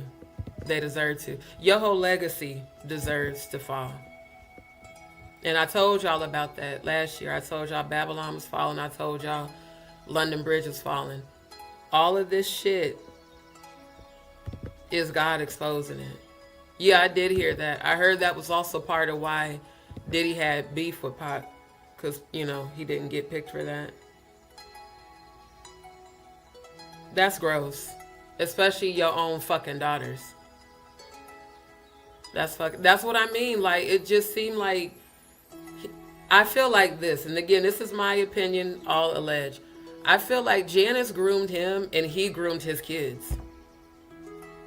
It's given generational curse of grooming and abuse and sexual abuse and, you know, getting money and power through abuse and through degradation and, you know, all the worst ways. But then also pretending to be this example of, you know, to black young men. No, you don't need to be an example to young black men to sexually abuse women and men and be abusive to people.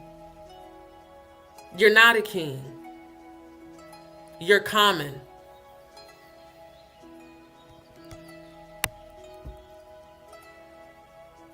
The twins are going to be 18, so by then they're not going to need their dad.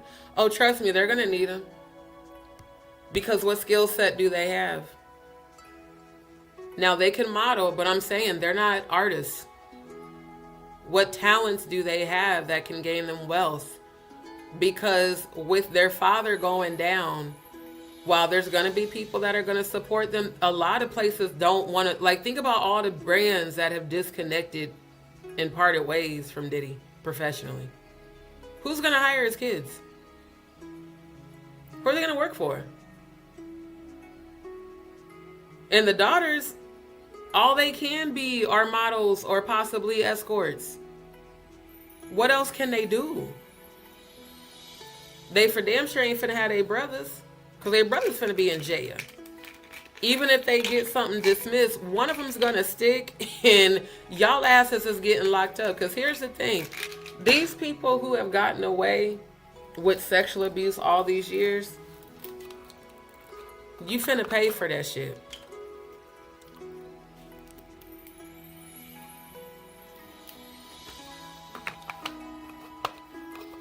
The same pain and trauma you cause people, you're going to experience.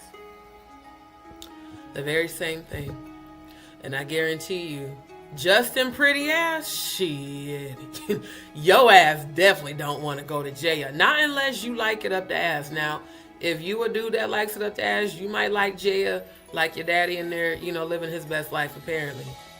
But if you don't, your pretty ass, shit, they going to be all over you. Because you pretty like a female. Now, Christian, not so much. Christian ain't... He's funny looking like his daddy. There is still the baby, though. So hopefully she has a good mama. Because I don't think Kim was Love's mother. I don't know who was Love's mother. I need to look that up. It's going to be crazy if it's Misa. Because Misa, I hope it ain't Misa. Because you trying to file a lawsuit and then went back and had another baby? I hope it ain't her. I really hope not.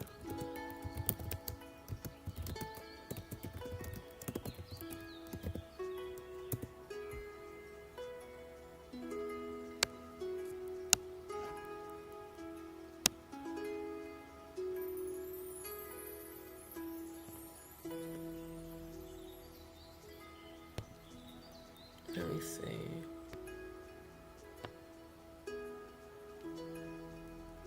No, it must be somebody else because it says 4 women.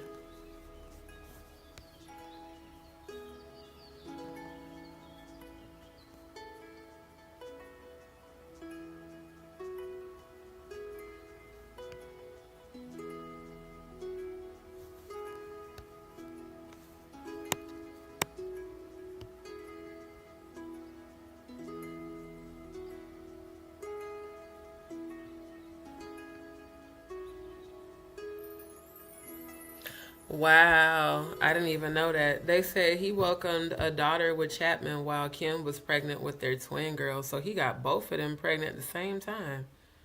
God damn.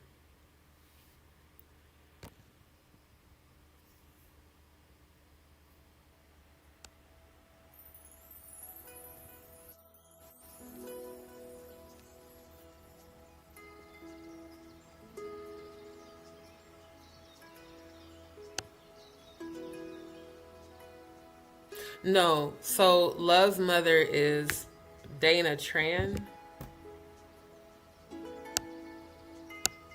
She is so freaking cute.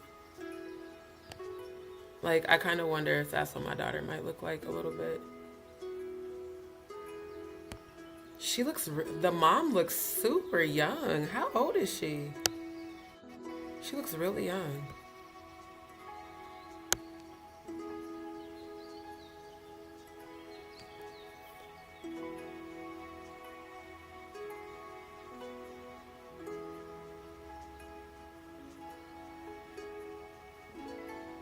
Oh, this says Diddy adopted Quincy when he was with Kim. Aw, she's so stinking cute. Oh my God. Lord bless that baby. Oh my goodness. She is too adorable. Oh, I hope she's gonna be okay. Like, for real, I really hope she's protected from, I'm not gonna lie to y'all, I hope she's protected even from her brothers, because it just seemed like this family, these men, you know, between Diddy and his sons, it just seems like they're capable of anything. And that baby is so doggone cute. I really hope she's gonna be okay. I heard Justin likes it up the streets. Yeah. A lot of I've heard that too. I've heard that he is full on down low. Like, he's allegedly he's like his dad, where he really likes dudes, but he pretends to like women, allegedly. Scoop tea about him. Okay, send it to me on the DMs. Send it to me on the DM, Neptune.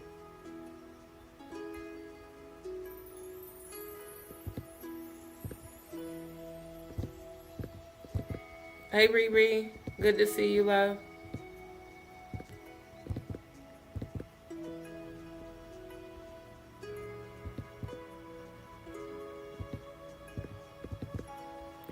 Yeah, I feel like, especially this one. He conditioned these boys to be like him and to put on the same happy face front. To the public, you know, you're a great guy and these girls just want money, but behind closed doors, this is the shit that's going on.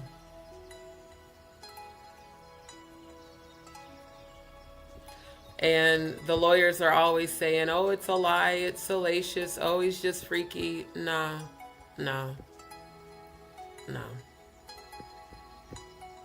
Anytime you conditioning your sons to be like you, that's an agenda. Straight up. That's a straight up agenda. And just like this man, the booty warrior, the intimidation, like, all of this, it's crazy. I feel like Boondocks predicted Diddy with Gangstalicious, not Gangstalicious, with Gangstalicious and the homies over hoes, and then this part. Because I genuinely feel like this is this motherfucker in jail right now. For real. Let me make sure, because StreamYard keeps tripping with the... Hold on. I'm going to stop sharing and reshare real quick.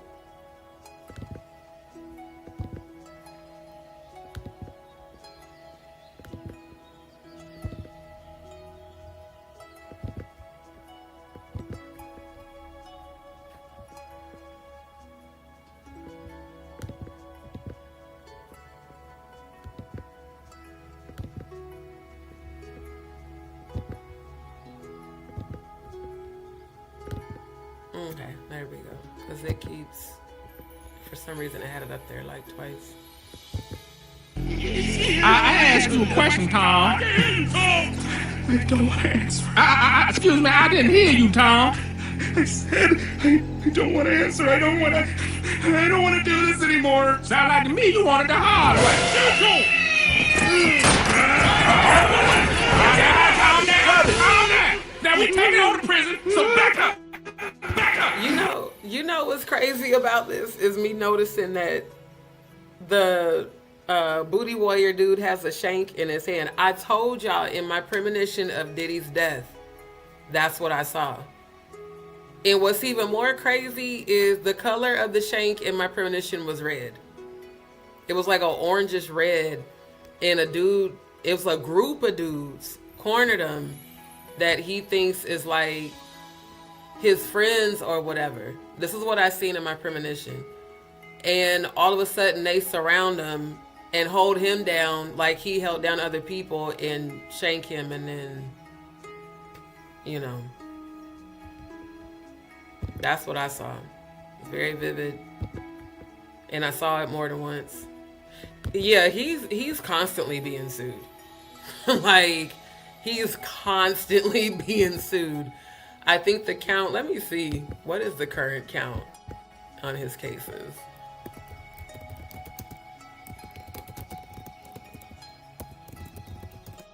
Because last time I checked, I think it was 172, if I'm not mistaken. Yeah, see, these all just keep saying over 100, but it was a few months back on a live. I had pulled it up on some website that showed it was like 172 cases being filed, I think, by Busby, if I'm not mistaken.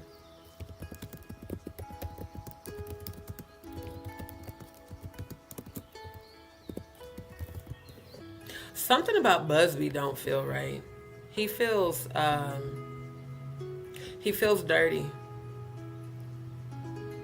I feel like Busby could possibly be involved in all of this shit. I do feel like he could be being paid, allegedly, to orchestrate all this shit in the media.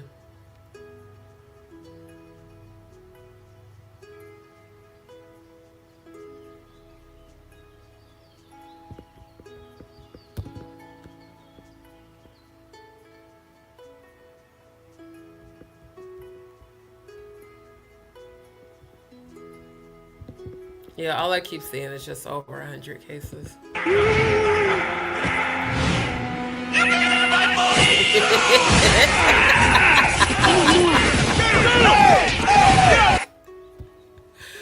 Rayford, you should have did that shit with your stupid ass.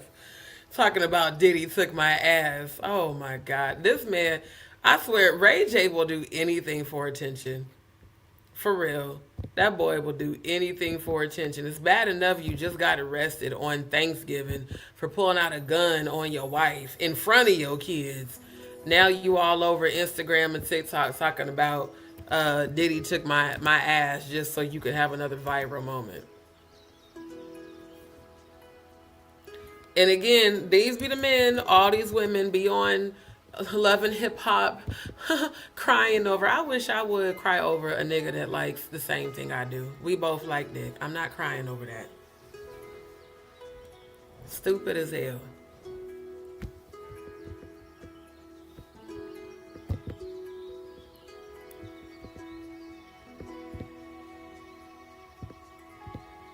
Hold on. She said this latest female has gone by actual name. Right, and remember when you first told me about your premonition and then the next day news hit that someone attempted to shank him? Exactly. Exactly. I have never had a premonition that didn't manifest, like, ever. So especially when it comes to somebody's death. That's when I first started having premonitions at 8, was of people dying. It scared the shit out of me. I didn't understand that shit at all as a kid. I'm like, why I keep seeing people funerals and then they die? It was horrible. Now I fully, understand it, but he ain't, like, the people that keep talking about free Diddy, he's getting out. No, he's not. let me tell y'all something. Even if something happens, if the media do some bullshit to make you think this motherfucker's about to get out, trust me when I say he won't.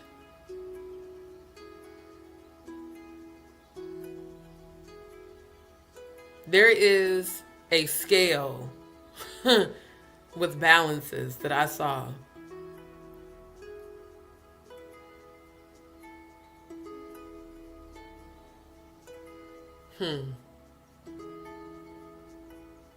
Hell ain't what these people think.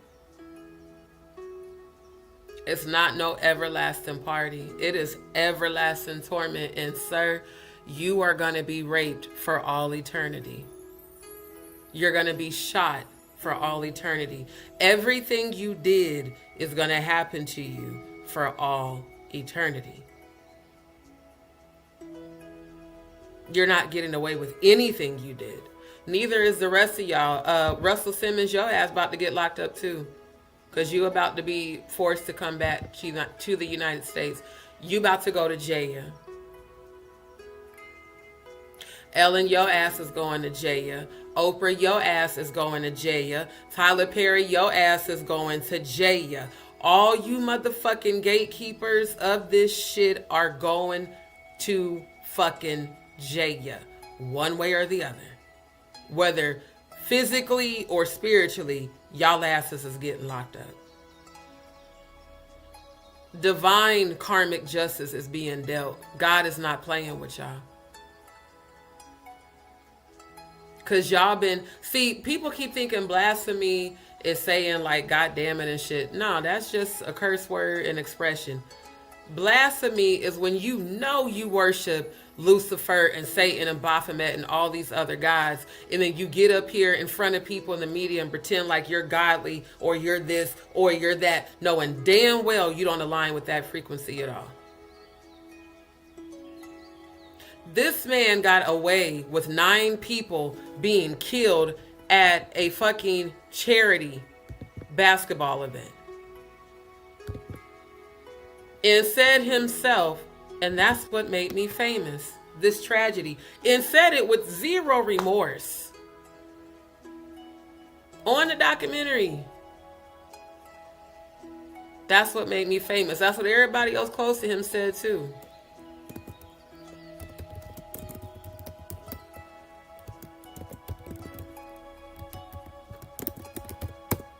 If that ain't some form of witchcraft, you got people willing to bum rush a college knowing that people just plowing in, and the one dude was like, all it cost was $12. Nobody had to die.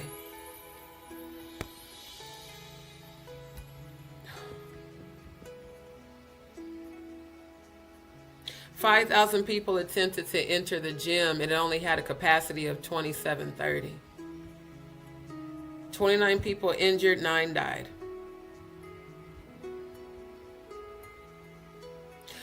This is what the footage said in the documentary.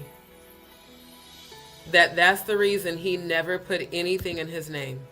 Everything was in Janice's name. So that because of this, if anybody tried to come back at him, they couldn't.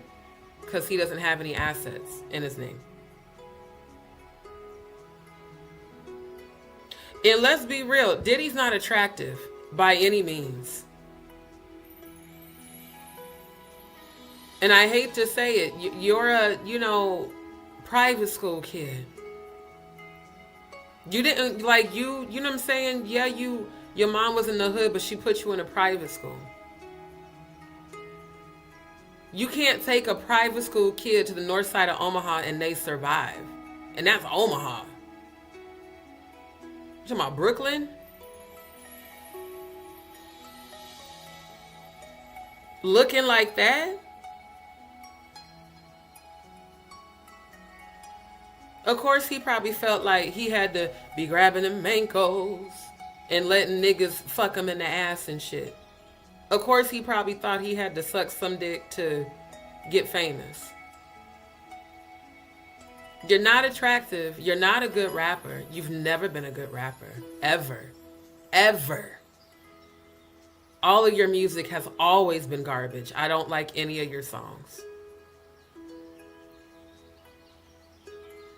You became famous for getting away with bullshit. And Clive Davis made you famous. Let's be real.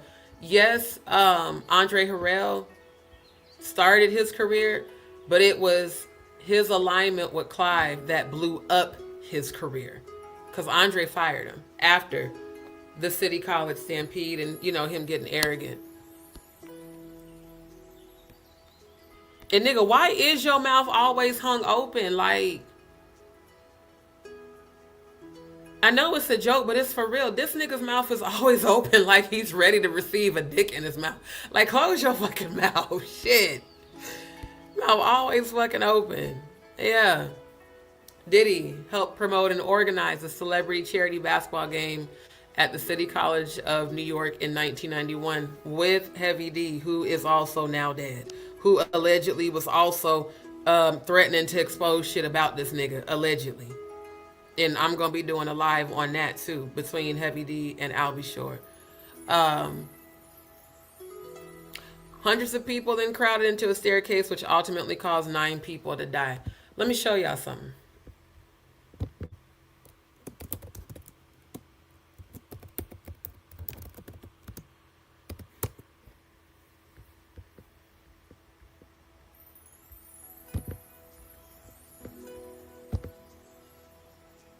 This is the significance of 9. Okay? The order of 9 angels. Angles, rather. It's a satanic left-hand path network. Notice the word network. That originated in the UK, but has since branched out into other parts of the world, claiming to have been established in the 1960s. It rose to public recognition in the early 1980s. Diddy was promoted by Clive Davis in 1994. I just want to point that out. Describing its approach as traditional Satanism, it also exhibits Hermetic and modern pagan elements in its belief, because that is a pagan element symbol as well. So we've got the order of the 9 angles. We also have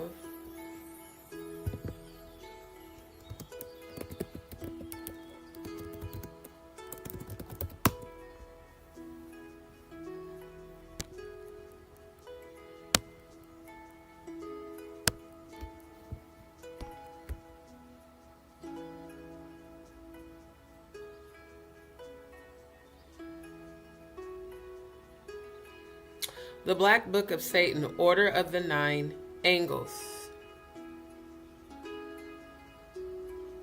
According to tradition, each master and mistress who was responsible for a particular satanic temple or group was given, on his or her assumption of that responsibility, a copy of the Black Book of Satan.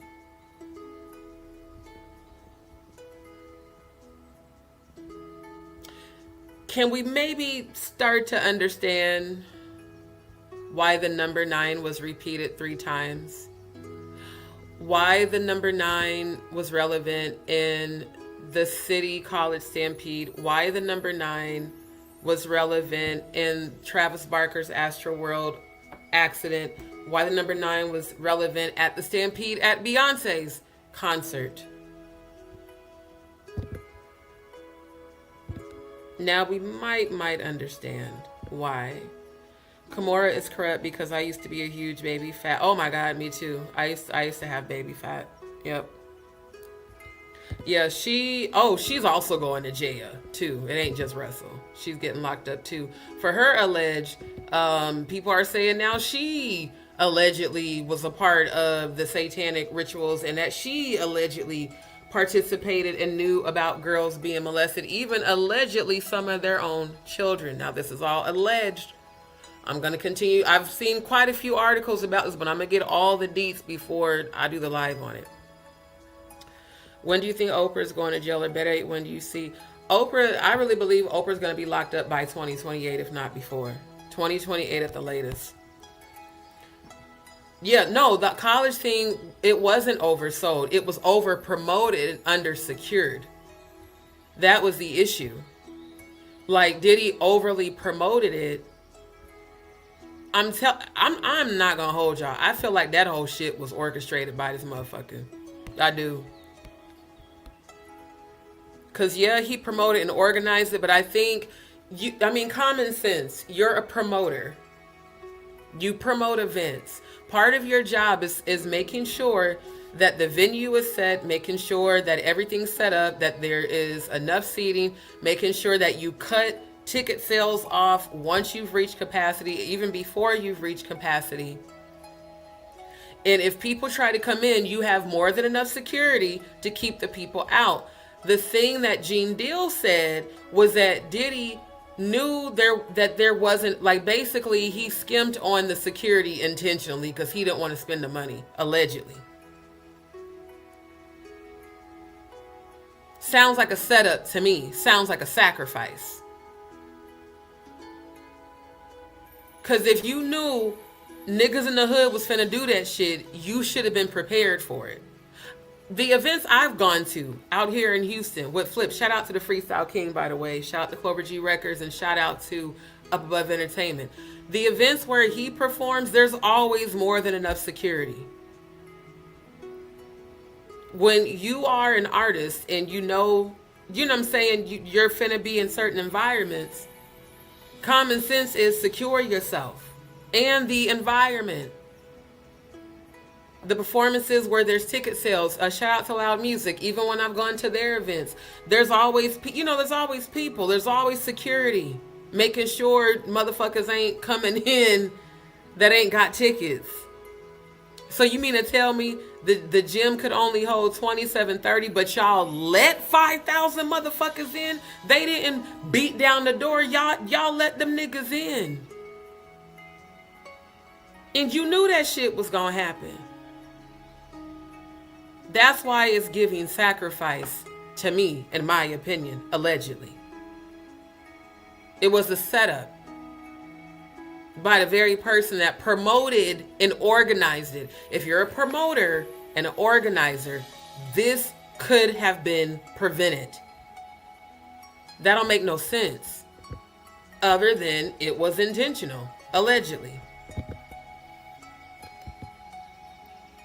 So as they say, Cody, people just have a back. Right.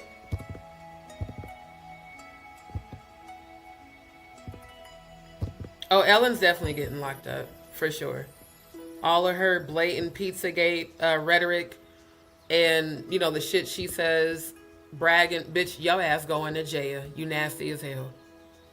Family Guy makes fun of it. They sure do. I seen that episode where they show, like, his chin's all extra big and just hanging out, and they're like, dude, why is your mouth always open? Because he waiting for a dick to go in that motherfucker. That's why. Allegedly. The entertainment industry needs a complete reset, and all the evil and corrupt have to go. Oh, trust me, that reset is happening right now. Trust me, that pyramid is flipping right the fuck now. It's a cutaway scene. I will look up the exact episode and season. They also make fun of Diddy on the Cleveland show. So Seth MacFarlane knows some stuff for sure. Seth MacFarlane is a pedophile allegedly too. I don't like him. I listened to some interviews of his where he basically says that it's okay for men to watch teenage porn, and as long as a girl consents, it's not wrong. Not to mention how many times he makes fun of rape in his animation. I just don't really. I love Family Guy. Family Guy and South Park are two of my favorite shows. But I don't like when they start to joke about rape. I don't like that at all. I don't. Because it's not funny. Gene said Diddy told him, we don't need all them guys. Exactly. And why would you do that if you're the one that promoted the event and you promoted it to 5,000 people? Like, nigga, you know that was a setup. Exactly, Riri. And again, my opinion, all alleged. Neptune, I know every line. Yes, you do. I'm like that with Boondocks. But for real, I feel like this documentary showed this man for who he really is. And that's the real reason, you know, he's up here going back and forth with them. And yeah, the lawyer's saying it's a shameful hit piece. Nah, that shit exposed you for who the fuck you are and you mad. That's what that really is. And Tisa, again, be careful. Be careful. I'm telling you what I spiritually feel. Be careful. Everywhere you go, don't go nowhere without security. I'm serious. I wouldn't even, if I was you, I wouldn't even go to the grocery store by yourself. I wouldn't go to the gas station by yourself. Now, one thing I don't do is I don't live on a frequency of fear. That's not what I'm saying. But spiritually, what I am feeling is that he is finna send people, if not has already sent people to be watching you and to come for you if you say the wrong thing.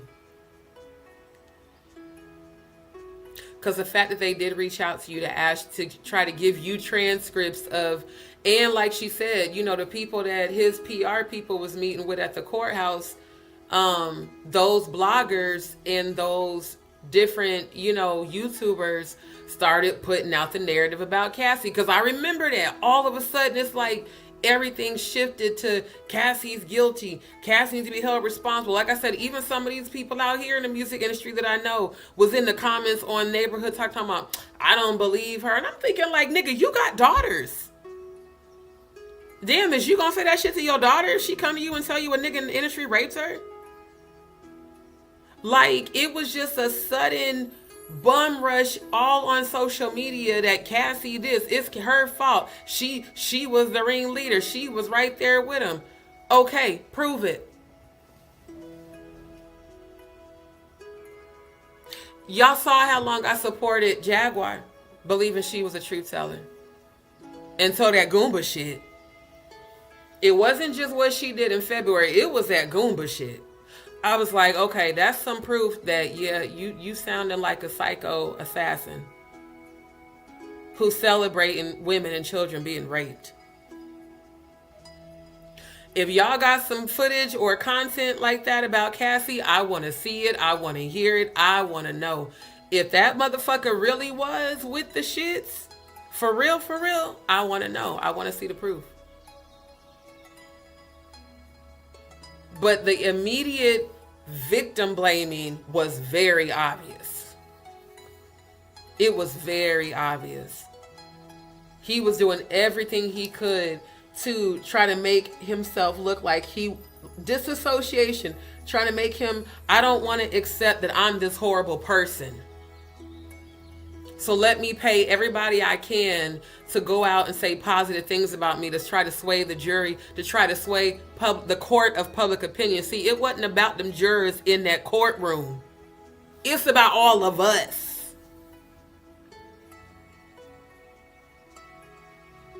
Because guess what, Diddy? There's going to be more juries. That's why you did this PR shit. You knew there was finna be more cases coming at your ass besides just Cassie. Oh, nah, I gotta convince the public I'm a good guy. For the future cases, for the future jurors. Let's blame it all on Cassie.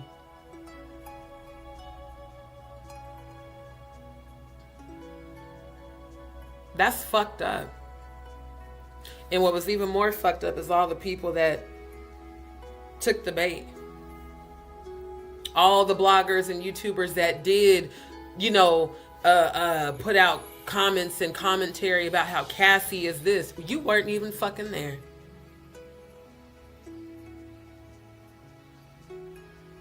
There is such a thing as degradation and abuse to bring someone into submission. Again, I've explored the BDSM lifestyle as a dom switch. Degradation is how you control a submissive. And they crave it because they're masochists.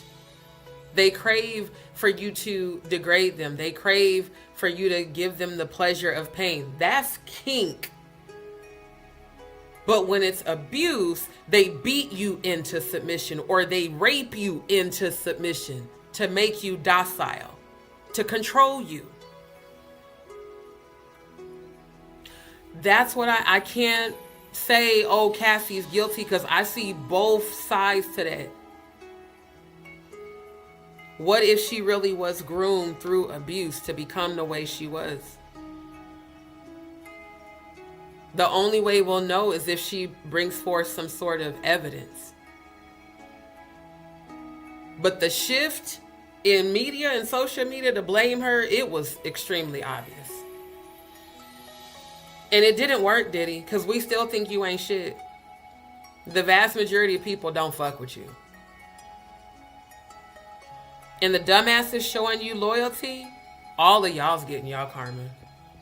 You see Rayford already getting his, talking about free Diddy, and now his ass getting locked up and saying all types of stupid ass shit, just trying to get fucking attention. It's crazy. Yeah, I researched it. That's why I, for a minute, I had to stop watching that shit because it pissed me off when I found that out. Yeah, that's what I'm saying. It's the whole fucking industry. Hollywood, entertainment, music, politics, government, military. It's the whole damn system.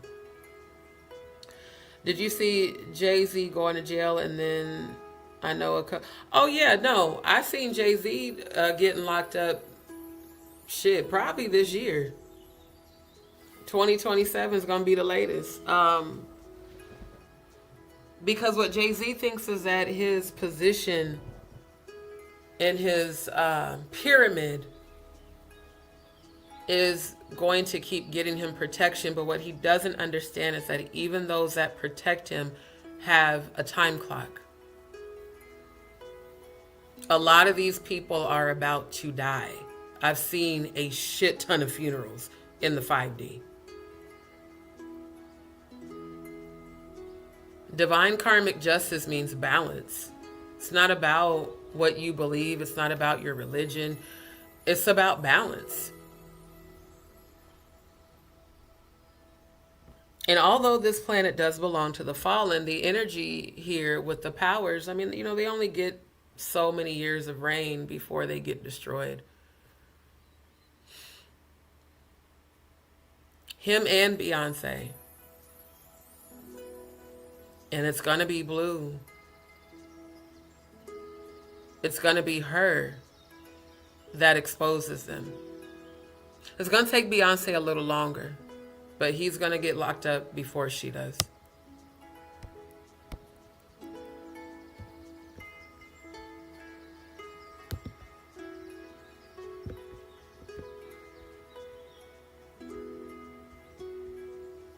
Diddy allegedly has people watching and following Tisa tells. Then it's crazy how he still has that much power in the outside world from prison, I guess. I mean, shit, on the documentary, they showed a whole van pull up. I think it was like 2 vans of like people pulling up. And she was like, Diddy's people are having court with other bloggers and YouTubers. And then telling them what to say. And then the people are going out saying their version. Like, it's crazy. And again, if you pay attention from episode 1 to 4, I really got to commend the editor, because they continue to put during each episode flashes of Diddy nervous on the phone with his with the right-hand woman. What was her name? Christina, whatever. And he's telling her, no, he said, you're worried about the jurors. We got to be worried about the people, all the 7 million people that are watching YouTube and Instagram and TikTok. Of course, he's targeting all of, the people who have the highest amount of subscribers, the highest amount of traffic coming through. That's not a good thing.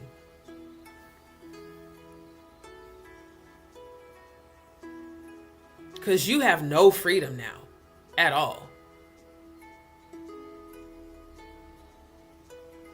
Congratulations, but be careful. That's all I'm saying. Because see, I'm not no hater like the other fucking people. Yes, I made fun of Tisa calling her Tisa can't speak and spell, because she be talking a mile a minute like she's, snowblading and shit. And allegedly. And, I was following her for the longest time. It did get hard to follow her because and I know my, the ADHD shit from me having graves. Sometimes I do that, but it just got really hard to follow her. Then it got to a point where it's like, okay, it's cool to laugh and kiki, but when you start saying gossip is facts, that's not facts. That's gossip. That's hearsay that hasn't been proven. And that's why there's a difference between people who are, considered like gossip bloggers and actual investigative researchers, investigative journalists. Because people like me, I'm looking for the truth. I don't really care about the clicks and views and algorithm. I don't care about that. I want to know the truth about what's being said, not what somebody else said. Let me go see, okay, is this true? Let's find the deets, let's find the facts, and then I show y'all. So I feel like for the men on this platform that have come for her, y'all made yourselves look like a bunch of hating ass, like bitch ass niggas. I'm just gonna call it what it is. This is my channel. I can say what the fuck I want on my channel. Y'all really, especially you, Tough TV, I was really surprised at that. Because I actually liked his channel. I stopped watching after that. I was like, not you hating on her too, shit. My thing is this, me personally, I don't care that much to spend my money and time to fly and go be at a damn courthouse. Honestly, I don't even like crowds like that. I don't, because of my gifts. I don't want to be around people like that. But for the people that wanted that fame, why didn't y'all go put in the same work instead of hating on her? That's what I don't, y'all men, I don't respect grown ass, especially you grown ass niggas on this platform, bashing women. It's giving bitch energy from males. And keep it in mind, I've always had that dominant side to me. Niggas like you get bent over. I'm just gonna say, if you act like a bitch, you get treated like one. Like, that shit ain't cool. All of y'all just going in because, oh, she got, basically clout. Yeah, and that clout comes with attention that you really don't want on yourself. It comes with people constantly stalking and watching your ass now in real life, not just on YouTube. If they found out where Natanya Rubin lived and broke into her house, you think they don't know where the fuck you stay? You think they don't know all of your kicking spots and who all of your friends are? So y'all up here hating on her. Do you really want to be in that position? What happened to black men protecting black women? I mean, the way Ratchet was yelling at her, the way No Nuts was up there, all of y'all was acting like a bunch of bitch ass niggas in real life and on YouTube. This is why I don't fuck with none of y'all. I don't fuck with none of y'all. I don't come to none of y'all's channel. I don't watch your content. I don't fuck with that low vibrational shit. And the way they was going in on Tisa was crazy. You're a fucking liar, and you a bitch ass nigga yelling at a female. The fuck? With your master splinter looking like you coked the fuck out, allegedly. Public nigga moment shames the whole race, Ratchet TV. You made our entire race look horrible. Take your ass to a goddamn rehab. Shit, my nigga, for real. That was horrible. You embarrassed all the black people. You embarrassed all of our damn ancestors. Just acting a damn fool. Over some clout. So now you're known for being ratchet and negative and low vibrational. And sir, I don't give a fuck if I don't fuck with Odell and Jaguar. They still pulled the deets on your ass last year. You've been convicted for physically abusing women, and then you on YouTube yelling and screaming at her because she's getting more attention than you. Y'all some bitch ass niggas, bruh. I swear to God. Y'all mamas ain't shit for not raising y'all right. I'm just gonna be honest. All of y'all need to heal. For real. Every last one of y'all need to go to damn therapy. That shit was embarrassing. Huge advocate of putting black men in our community accountable. What about the white celebrities getting exposed in jail time like Diddy? I'm gonna be honest. When has the media ever put them in Front Street? They quietly get away with they shit. That's what that is. Let's be real. They quietly get away with they shit. We've been knowing that for decades. I keep forgetting you younger than me, Neptune. Baby, that's something that's been going on for decades. Yeah. Yep. He says, does that mean I feel like Diddy shouldn't be in prison? Oh, of course. Yeah, no, he's literally going to rot in there. It's okay. Oh, okay, it typed it twice. Because unfortunately, white privilege, especially white male privilege, is an actual issue and happens way too often. Absolutely. Absolutely, 1000%. That's why, what's his fucking name?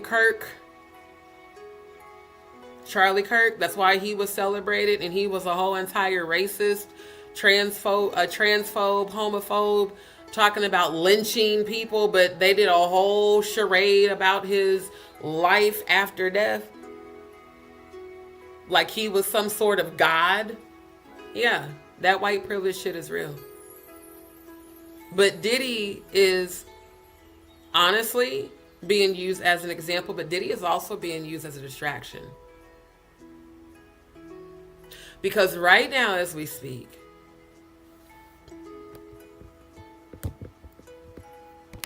matter of fact, let me pull this up.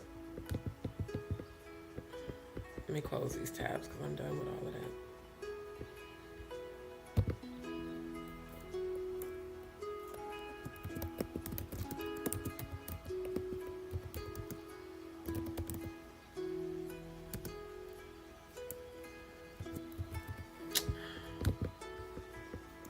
Hold on.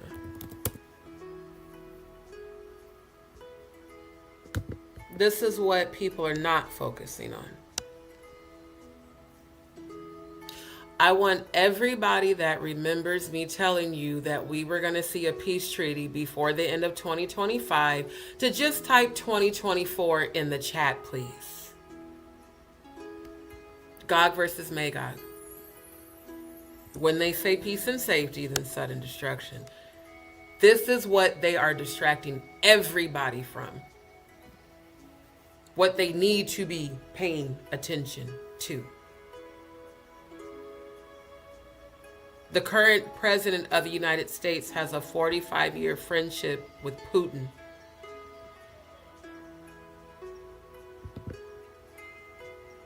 And all of his properties are funded by Putin's family, allegedly. And he does have properties in Russia. Firstly, not thank you very alleged. much for talking to us. I want to start by... Not alleged.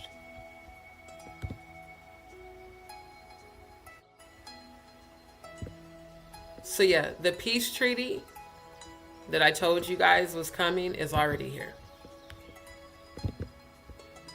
Now, while peace is a very good thing, the prophecy is that after 3 to 5 years of peace, specifically 5,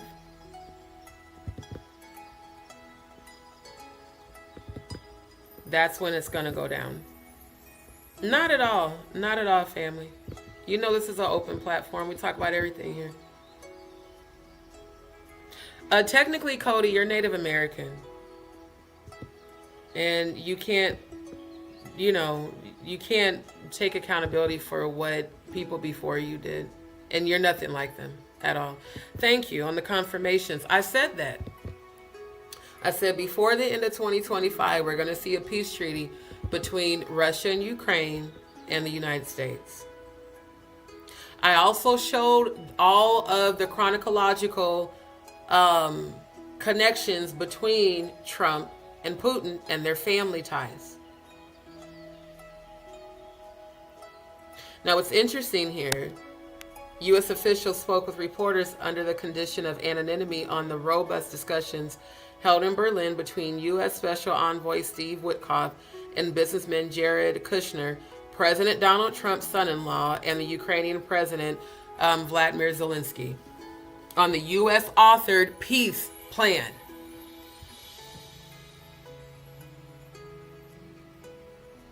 Yes, what's happening with Diddy is important.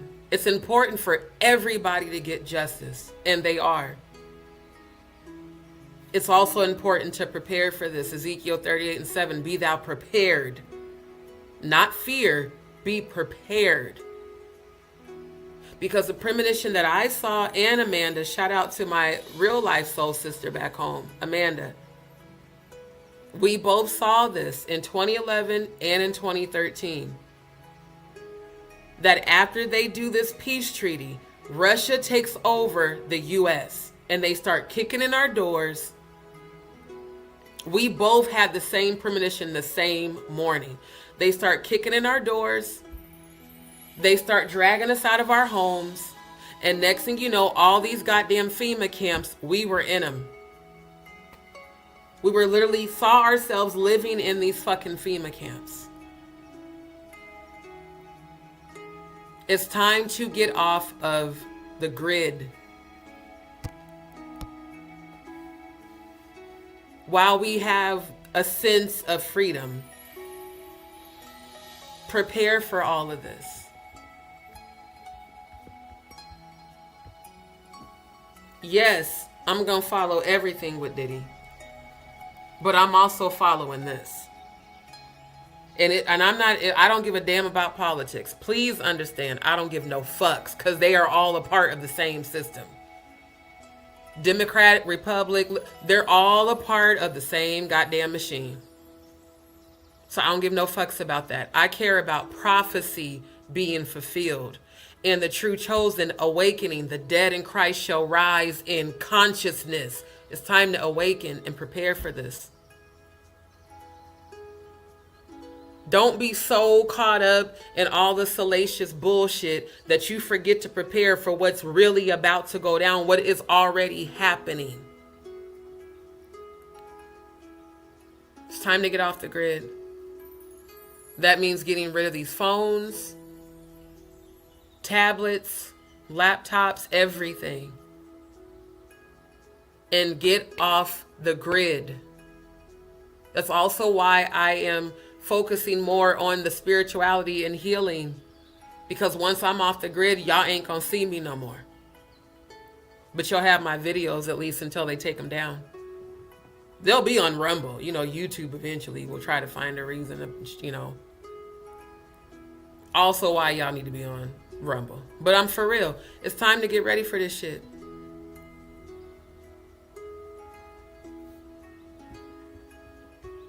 Because basically what their plan is to have the peace treaty already enacted in 2026. They also have a plan for 2030.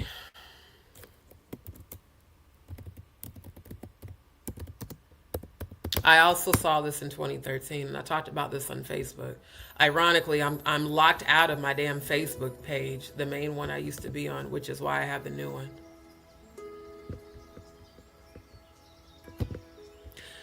When everybody kept saying I was a conspiracy theorist in 2013 on Facebook, when I told you guys about the one world global system, now you see what I was trying to tell you in 2013. Project 2030 is a global movement. This is what's ushering in the one world order. One world, one God, Lucifer.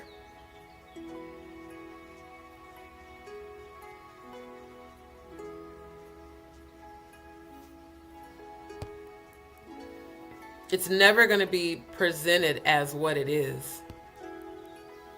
A radical plan to solve global challenges. This includes a global digital currency. that runs off the RFID chip grid, the UHF grid that they took from the television during the digital revolution in 2008. I told you guys this shit was coming. It's here. Because I know a lot of y'all still watch my channel that are on that page. Be thou prepared.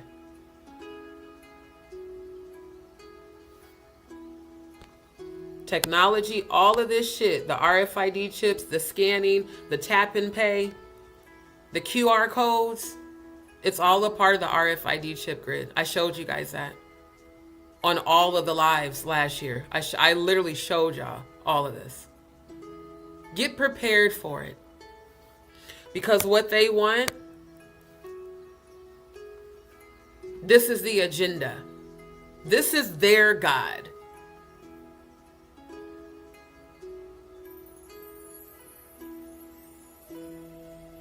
Lucifer, son of the morning, the bright and morning star.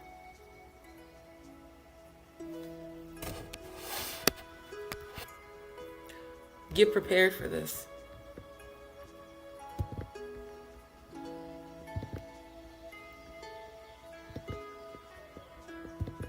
It's time.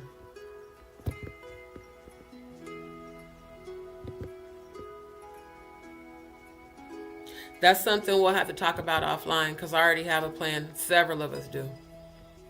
But we definitely ain't talking about that shit on YouTube. We will talk offline because this is real. This is real. And this is real.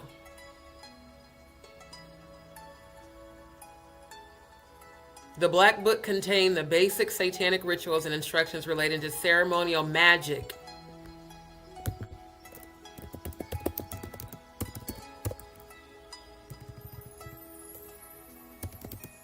Oh, I hear their conversations right now. How does she know all this? I've been studying this my whole life.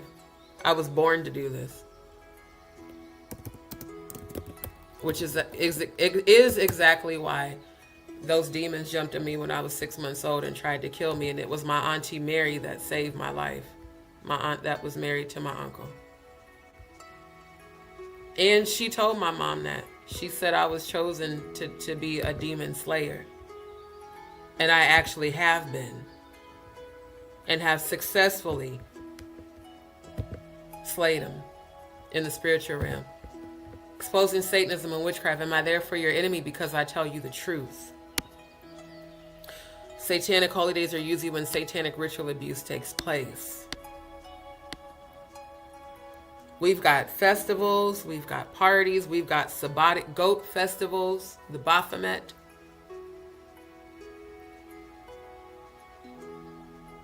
We've got all these celebrity events on certain dates. We've got the Grammys during Candlemas, Sabbatic Goat Festival, Blood Ritual, Animal and or Human Sacrifice. We got the day that Angie Stone was pronounced dead as another satanic holiday, Blood Ritual, drinking of human blood for strength and homage to the demons. Yeah, not a conspiracy theory. When this book outlines how to do these goddamn rituals. And y'all still want to call this shit conspiracy theory? That means your ass is spiritually dead. That whole concept of the rapture and being left behind is just that. Your ass being spiritually dead and falling for this bullshit. You're going to end up being one of these goddamn people abducted. Because you don't want to believe that the people you worship in these industries could possibly be doing this shit. Even though everything in their music, their symbolism leads to it. Everything Jay-Z has ever put out has Aleister Crowley all over it. That's why the fuck Jaguar was in my chat last year. I was exposing him when she made herself known. On October 20th, during the Clash of the Titans review. I'm probably going to pull it up. Again, how the fuck did she even find my channel? I'm not a celebrity. Then her son came. She received it. Then after the fuck shit in February, and my son told you, nah, baby, that was a familiar spirit because your ass is in the dark.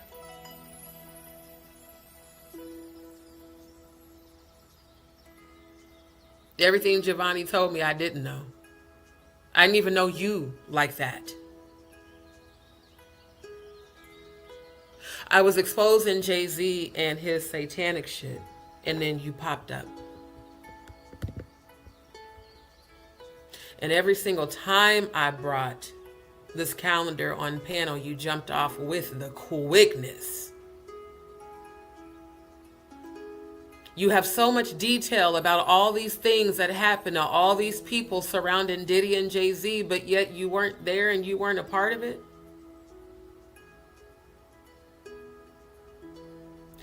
All of you are getting exposed. All of you. Because the accusations about this shit being involved at the Diddy parties, I 1000% believe. Diddy is a sadist. And he was born on a satanic holiday. November 4th, satanic revels, sexual ritual, oral, anal, vaginal, 7 to 17 female. Why it's like everybody's story about when they got raped by him as minors was in that age. 7 to 17 or younger.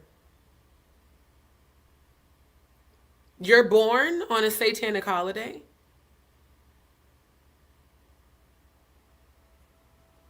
All of your famous white parties were always on the Satanic Revels Day, November 4th. The video I showed you guys, matter of fact, let me pull that one up. The video, the 1998 video where Oprah and Ellen and Donald Trump, all of them was at your damn party, was on this date. Yeah, your little RSVP birthday party. Yep, here it is. Found it. Again, fair use. Fair use. Because I'm tying all this together. Tisa, be careful. I'm so serious. Be careful. In no way, shape, or form am I hating on you. Be careful. This man has everybody linked to him.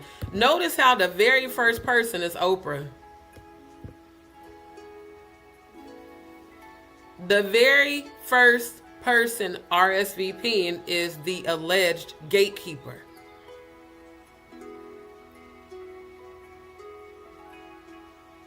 Where the fuck she at now?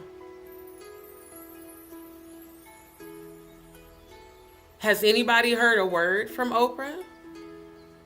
Does anybody know where she's at? I've never ever seen her go this long being this silent when it comes to the media.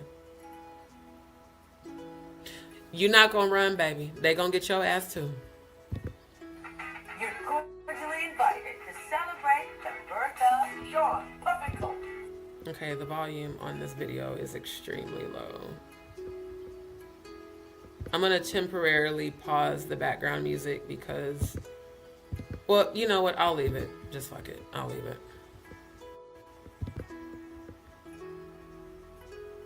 Again, it's crazy how she's the first person on the damn, and this is in 1998, but keeping in mind, again, his birthday is on the Satanic Revel sexual ritual. Why in the fuck are all these people RSVPing to his birthday on that date? You're cordially invited to celebrate the birth of your puppy coat. Puffy. P. Diddy. P. Diddy? P. Diddy? I thought his name was Puff Daddy. Puff. P. D. Diddy. Puffy Daddy. P. Diddy. Oh, I forgot Clive was in here. Mister, they need to take my name out the documentary. I didn't know Diddy. Oh, Clive. Oh, this VHS tape says otherwise. Survey says you're a fucking liar. How the fuck you ain't know Diddy and you put his ass on? This is in 1998, 4 years after you signed him. I mean, kick rocks.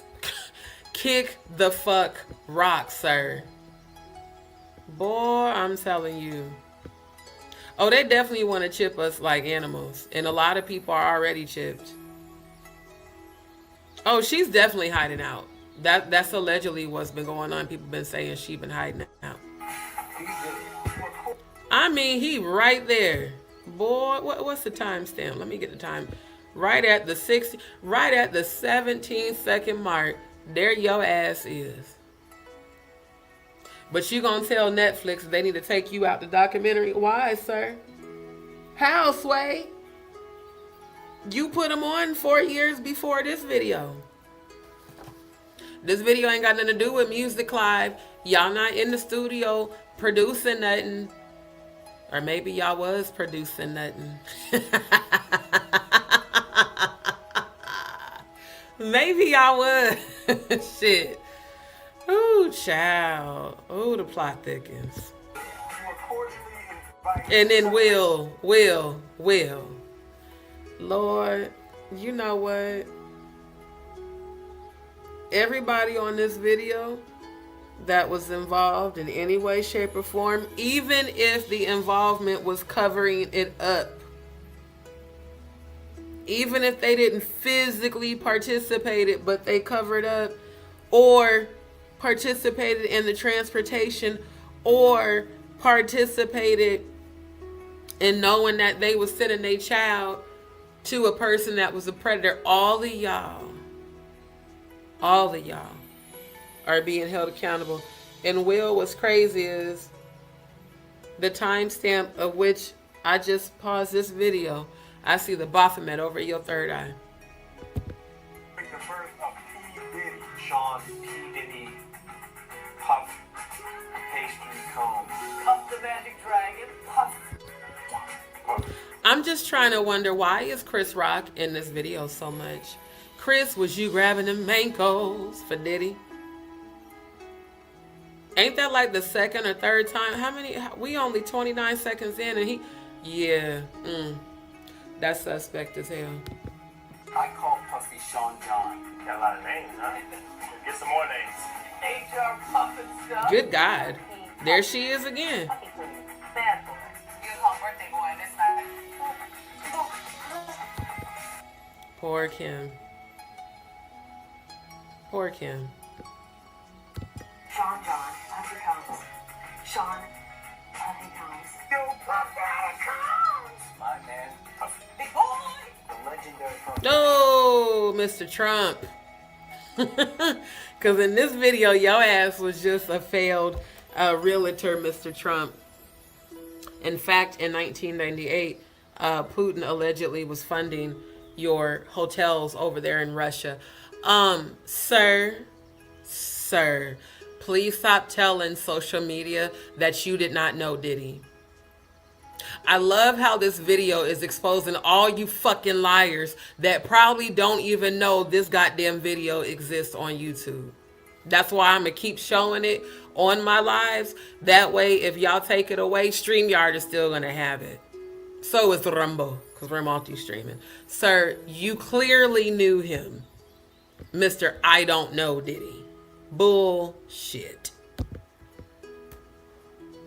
Clive, I heard at one time had 51% of Bad Boy. I'm pretty sure he had more than that. Yeah, I'm pretty sure he had more than that.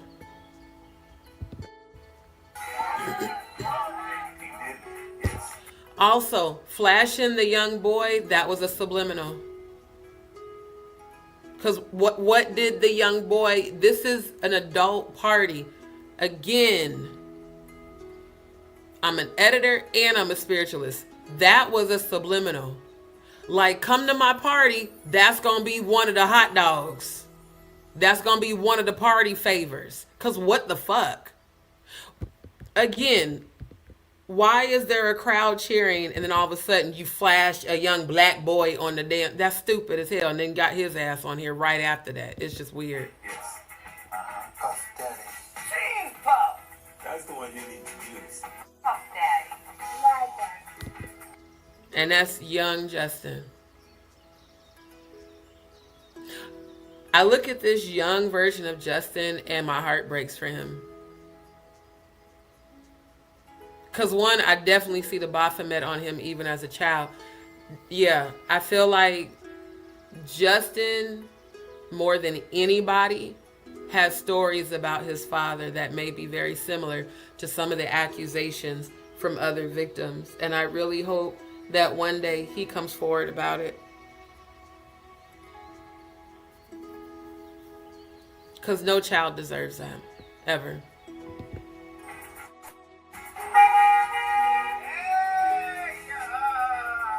Probably sure I have. November 4th, you are cordially invited to the birth of Puff Daddy. Yay! It's destined to be the most unbelievable, spectacular, incredible, unbelievable, and expensive event. And that's the thing. They always say, oh, it's an incredible party. How can it be an incredible party if there are allegedly satanic sexual rituals going on?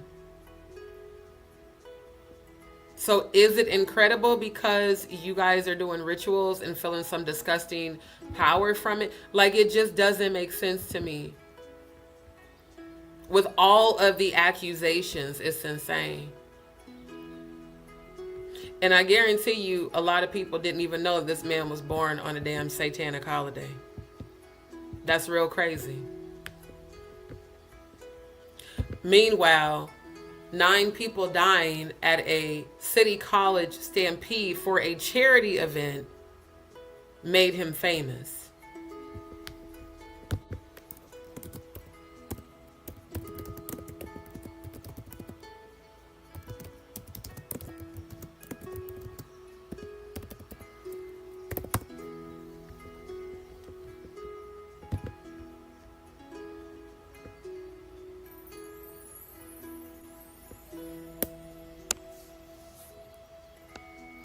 As soon as I typed in blood sacrifice in hip hop in 1990s, the first thing that comes up is Pac and Biggie. East Coast versus West Coast. Exactly what I was talking about on the last live.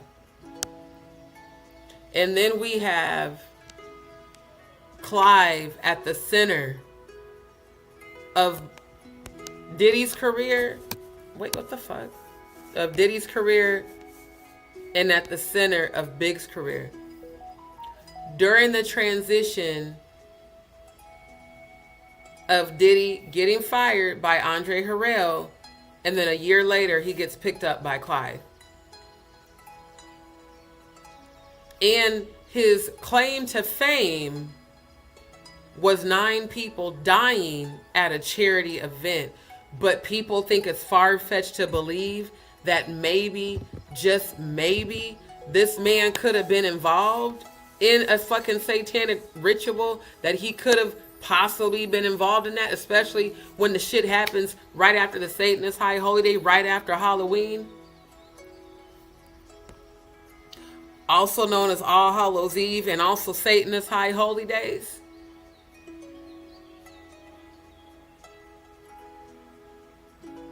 But it's just all a coincidence. Blood sacrifice, all a coincidence.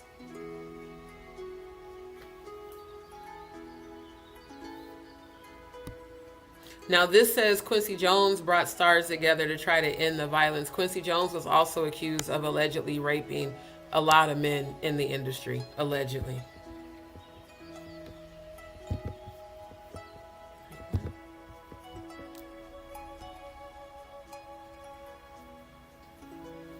All of this death and violence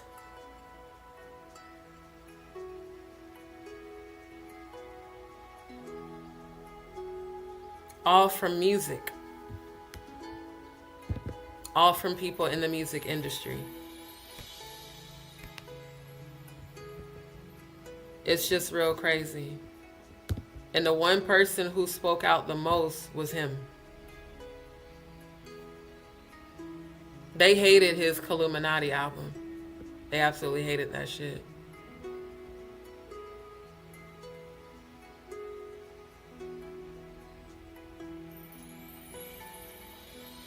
he knew a lot about a lot of people, and they know a lot of people would have believed him. Oh yeah, no, they're definitely fucking lying, for sure. He said, it's funny you mentioned Quincy Jones and pull that photo of Tupac, because I remember my dad told me that in the day, the rumor was that Quincy killed Tupac, but after the Diddy documentary, that he did actually had. And that's what I'm saying, like, I don't know the details. What I feel is that Pac was a threat to Diddy and Biggie's relationship. I really do feel that. And Pac was a threat because Pac was like me. He was a person that was very outspoken. Very against, you know, the machine and the bullshit. And then you got this. I look at him like, I said, Jesus. And You got Biggie saying he looks at Diddy like Jesus. This mind fuckery was, in my opinion, the agenda. To get hood niggas to look up to this motherfucker like he's God or Jesus, because he can change your life. He can take you out the hood and put you in wealth. Yeah, and he also gonna make you bend over and get on your knees. Because to him, allegedly, that's how he was groomed. And it just further, it further drives the narrative that him and Clive allegedly had a romantic relationship. Because why, according to Little Rod, why would Diddy show him a video of a white man being anally penetrated and telling him that's what is required to make it in the music industry, unless maybe potentially, allegedly, Clive Davis did that to him? If Diddy was used to being groomed by Janice, it would make sense if he was groomed by Clive. And people were saying that shit about him and Clive in the 90s. Again, way before YouTube, people were saying that they were allegedly a couple. People were also saying that him and Big were a couple. Like, again, all this shit people are saying now on YouTube. I remember hearing that shit on the MTV undercover artist shows, all the undercover shit that would be showing on late at night about blood sacrifice and how men in the industry are actually down low and they do all this. They said it's always the wealthy white men that finance the hood to extend the continuity of the whole Willie Lynch shit. Let's kill each other, take each other out. The East Coast, West Coast shit, sacrifice. Modern day Willie Lynch, let's let them kill each other. Let's pin them against each other. Let's keep driving the narrative of division, degradation, degrading women. They went from singing ballads to calling women bitches and hoes, just like the homies over hoes. Do the homie. Then next thing you know, all these niggas, bitches ain't shit but hoes and tricks. Yeah, man, we can get behind that. Let's finance that. Let's drive that narrative right in the hood.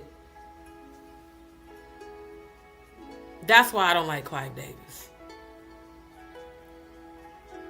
Because I've seen that motherfucker finance the degradation of our race. He's just like Vlad. He's a culture vulture. Always has been. He has financed and capitalized on black men for decades.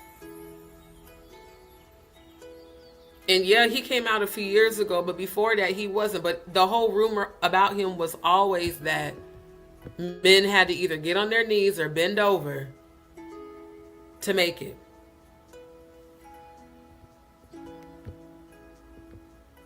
About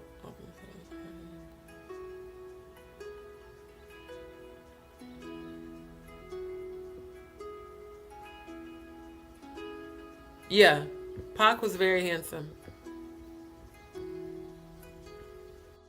And next question is. Okay, see that's look, Big, that's gay as hell. Lay your head on my pillow. It ain't just Jay-Z and Leora Cohen, allegedly. You are lovingly laying your head on this man's hand like he's your lover. And talking about, oh, your hands are so soft. Ain't no heterosexual black man ever doing that. But these are all the thug gangster rappers that all the young men, like Little Caesar and many other from the hood, looked up to. Hell, I used to look up to him. Biggs from the hood. He's rapping about real shit.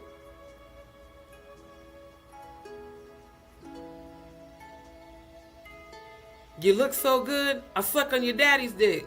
I don't know any heterosexual black men that would suck a girl's father's dick because she looks good. I'm just saying. When I met your eyes, my first thought was a trick. You look so good, huh? I suck on your daddy's dick. I never felt that way in my life. You look so good, I'll suck on your daddy's dick. Jonathan, I commend you for what you said about Biggie being the greatest bisexual rapper of all time. I just really wish these men would have just lived in their truth. And I'm going to say allegedly. Jonathan Hayes said that. I'm going to say allegedly. For real. Because, see, again, there's a difference between two consenting adults engaging in sex and you sodomizing, which is anally raping somebody. The sodomy, that's sexual sacrifice, oral, anal. That's rape. Oral, anal, vaginal, the sexual rituals, namely the one on Diddy's birthday, November 4th. That's what that is.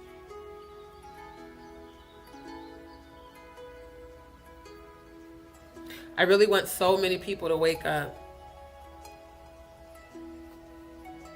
Stop lifting these artists up like they're God. That's idolatry. Literally. Because a lot of them, not all artists are with this shit. Again, shout out to the Freestyle King Little Flip. Highly respect him because he's always speaking out against this shit. Not selling your soul. We don't sell our souls to booty holes. But there's a lot of people in the industry that have done it and are still doing it. And when I look at these two, it's definitely giving secret lovers. It's giving that. I don't care what you say. It's giving that. They looking lovingly into each other's arms while he's stroking daddy's hand. Pac was a threat to this. For Diddy, allegedly. Oh, no, Pac, you're not finna come in here and take my nigga. You just finna accidentally get shot up. If that was really even Pac. Because there's also a lot of footage suggesting that that wasn't actually Pac in that car. Like, there's literally a video, not AI, because this shit was from like the early 2000s, where it showed a man, it was like allegedly staged, and they showed a man in a suit that was covered with all of the bruises and blood, and he's coming out of the suit. You never know with Hollywood and the industry. But what I do know is that these people will go to great lengths to cover their ass. Because they know that once they are exposed, they're done. Diddy, this is just the beginning for you. That's why I love the title of that documentary being The Reckoning. Because most definitely.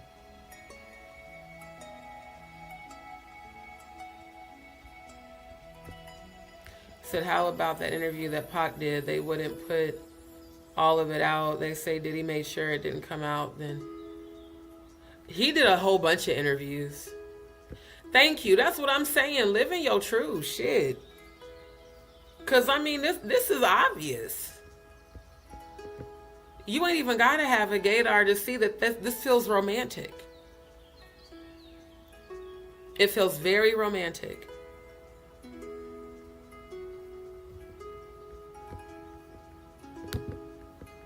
Pac comes in. Pac starts taking Big out. on the road while he's on tour, letting Big open for him. You know, they resonate on taking our neighborhoods back. Yeah, let's do this hood shit. Let's be us. Let's put the hood on the map. Then next thing you know, niggas is beefing. They saying Pac fuck Faith, and you know, all this shit's out in the media. Meanwhile, he's the only one who was consistently speaking out. The closest Erica got to speaking out was doing that song, The Healer, the one I was covering earlier on the last live. The closest that Lauren came to was Mystery of Iniquity and I Get Out. Pac was, every time he was in front of a camera, he's speaking out.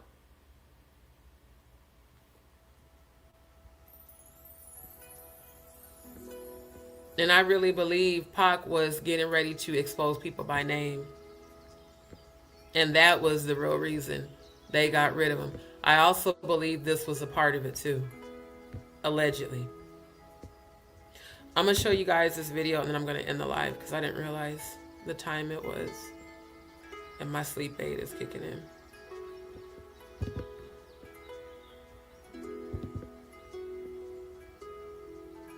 At the MGM in Vegas, there was like 3 or 4 different Pacs on tape there. Yeah, it be people impersonating, like for real.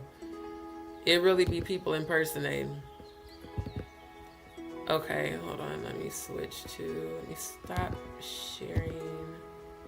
Become a Freemason. Okay. So this is a video that I actually edited. The original video I saw on, what's up, Jalen? Good to see you, fam. The original video I saw on Orlando Brown's Instagram. And I extracted the video and re-edited it. And after the live, I'll upload it on the channel. I had to become a Freemason because you can't get involved in Satanism on the hardcore level without first being involved in Satanism. Oh, of course, StreamYard starts having audio issues. Okay, official shrine portrait, which they took as part of my initiation. I had to become a Freemason because you can't get involved in Satanism on the hardcore level. Wow, really, StreamYard? Because that video does not do that. Okay, I'll tell y'all what I'm going to do. I'm going to reload. It's going to take me off for a quick second. I'm going to reload the browser and come back.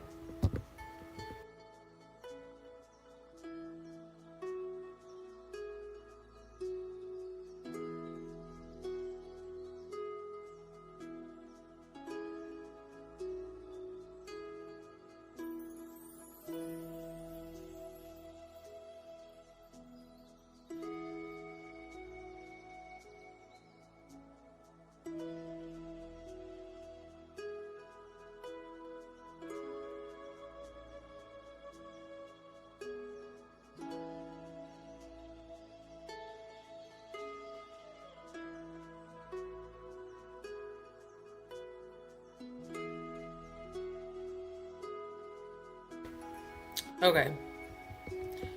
Because, yeah, I do think part of it is the VPN. Let me see if it'll play again. To become a Freemason because you can't get involved in Satanism on the hardcore level without first being a Freemason. That was my official shrine portrait, which they took as part of my initiation. I was ready to become involved in hardcore. Official shrine portrait. Let me ask y'all, as part of my initiation. Is it ready on y'all's end? Is it skipping for you guys? Because on my end, it's skipping on the audio, and the video doesn't. The audio doesn't skip at all. Because I edited and watched it after I rendered it. Like, is this skipping on y'all's end or no? And actually, I'm gonna temporarily pause the background music.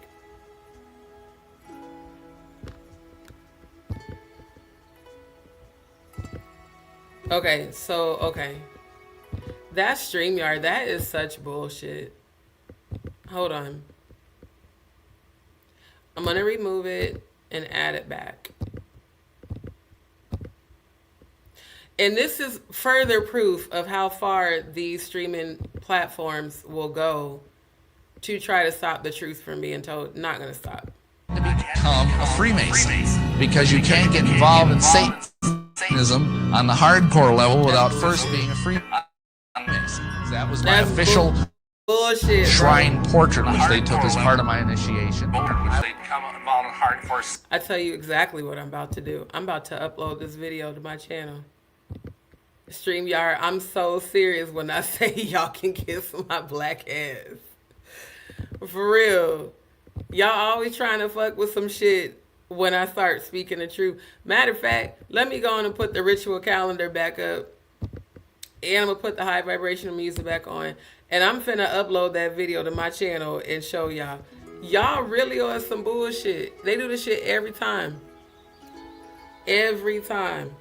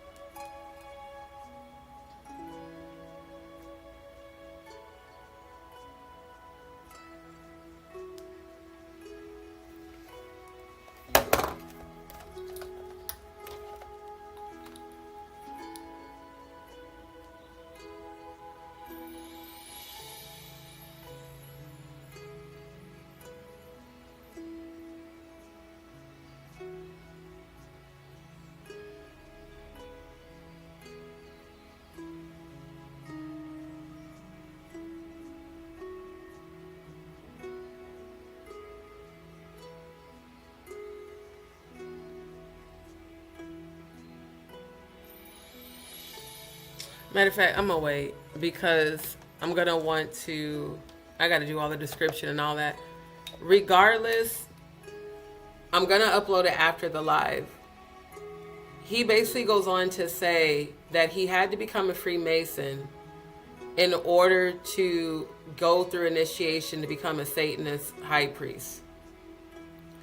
And he said one of the requirements was that he had to convince 7 people, he had to convince 6 people to sell their souls, including, he had to have 7, including himself. And he had to be a Catholic priest.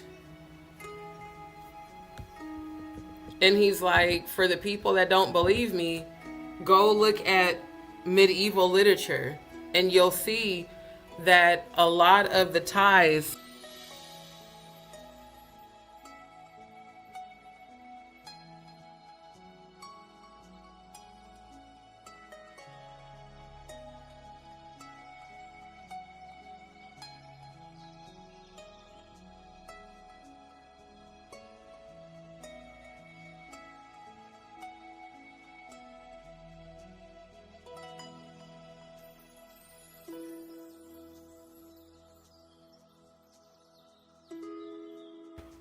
yeah, that's definitely some fuck shit with StreamYard. Because what'll happen is it'll just automatically say the camera and audio is disconnected out of nowhere. And like I said, I'm not going to stop exposing this shit. As I was saying, Catholicism, the Vatican, Satanism are one and the same, according to the research I've done. It's all a part of the same system. And it's crazy that this man's speaking about he had to become a Freemason. He had to convince 7 people to sell their souls. And then he had to go back to his original vocation and become a Catholic priest. And a lot of the rituals that are in this book, I did find the connection to a lot of what they do in the Catholic Church. So we have people like Pac and myself who see the system for what it is, speak out against it, talk about it, and people start waking up. That's the threat, is when people start to wake up. And he was waking up a lot of people without social media, without YouTube, without smartphones. Because we're talking the 90s. None of that shit existed. But what everybody who knows about Pac knows is he was always speaking out. And one thing about the industry, they don't want nobody a part of the industry that speaks out against leaders in the industry. That's why it's people even locally out here that act funny towards me. I even notice this shit online. I just don't address it. I see how cliquish people in the industry out here are, where they only fuck with their own little circle of people. And if you're someone like me who's considered controversial because I'm researching about what's really going on,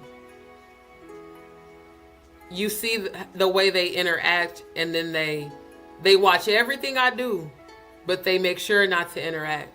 Because if people think I'm aligned with her, I might not be able to be a part of the industry that's built on a foundation of satanic ritual abuse.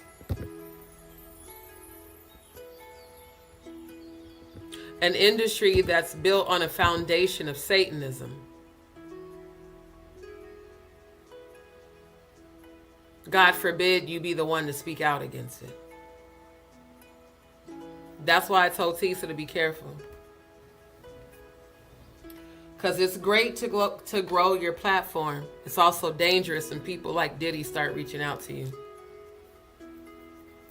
Asking you to, will you take a transcript? What that's telling me, without her saying it, is that they more than likely have paid people, allegedly, to take these transcripts. Hey, I'll pay you, I don't know, $50,000 for you to go on your channel and say XYZ. Now, a lot of YouTubers were saying, again, that allegedly she was paid. But here's my thing. I really think that if Tisa was paid to say something, she probably would have said shit in favor of Diddy like Kalina Harper did. Yeah, Pac was constantly speaking out about everything. That's why I said I feel like Pac was a major threat to not only Diddy, but to all the other elite who have gone to his parties and shit. I have a feeling Pac was about to expose a lot of people way more than just Diddy. And I think they just decided to take care of a problem by using the East and West Coast bullshit to be like, nah, man, he got taken out due to gang violence. I highly doubt it. Spiritually, I feel like Pac got taken out because he was exposing motherfuckers. And Diddy's always involved. He's some kind of way he's always involved. Just like with Kim Porter and Kathy White.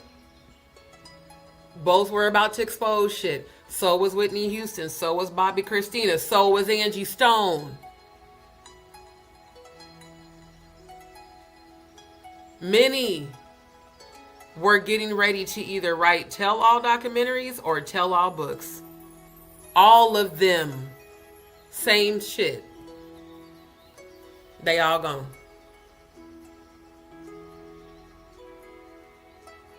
I will gladly be an independent artist the rest of my life. I want no parts of this shit. I do want to expose it though. For sure. Because Pac really was my favorite rapper. Still is. Dead or alive. Because of what he stood for. Because of what he spoke out against. Because he was a nonconformist. He was just like me. So even just for the sake of his memory, justice is going to get served to you, Diddy. You've had your hand in a whole lot of dirty ass shit. But you finna be cleansed. Like Mark Curry said at the end of that documentary. And it was so sad to see him cry and break down.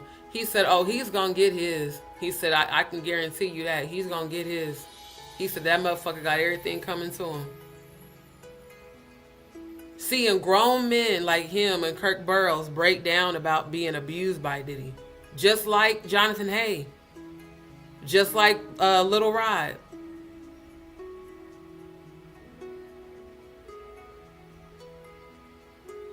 That's sad, man. So yeah, Diddy, you're not getting out of jail yet, no time soon. Tisa, be careful. Go on and get yours, but be careful. I mean, everything you do, be careful. For real, for real. So yeah, for those that was asking, I could not find the actual video of Gene Deal knocking out No Nuts. The thing I did notice though in the documentary, when Gene was speaking to Tisa, a lot of people was like, oh, he liked Tisa. She's beautiful. I mean, how could he not like her? She's a beautiful woman. But what it kind of felt like was that Tisa was trying really hard to get him to not focus on No Nuts, on Donut. And it seemed like he felt, you know, Gene felt like, okay, let me not pay him no attention. Let me just do this with Tisa or whatever. I hope the rumors are not true. I genuinely hope Tisa didn't get paid to do all of this shit. But what I will say is, if Diddy's team were to reach out to me, which they would probably never do, because of how much I'm investigating against him, but if they were to ever reach out to me, I personally would not take that as a positive thing. I wouldn't be afraid of him, because I'm not. None of these people. They're just people. But someone like Tisa, who it doesn't look like you've ever been exposed to the hood at all, I think you should just be very careful about all of the attention from Diddy and his team. And you're a spiritualist, so I mean, use your discernment. But be safe every single place you go, and don't go no place alone. That's all I'm going to say. Now, with that being said, I want to thank everybody that tuned in tonight. Thank you for supporting me on my platform. Thank you to everybody that joined in the chat. Thank you to the new subscribers. And to those who get in your feelings when you come to my channel because she's vulgar, let me show y'all something before I end this live. Because I'm going to be me. Like, that's what makes me me, and that's what makes my channel my channel. But my channel is not, nor will it change to compensate you. Okay, in the description, let me make sure it's sharing screen. Let's do that before I go.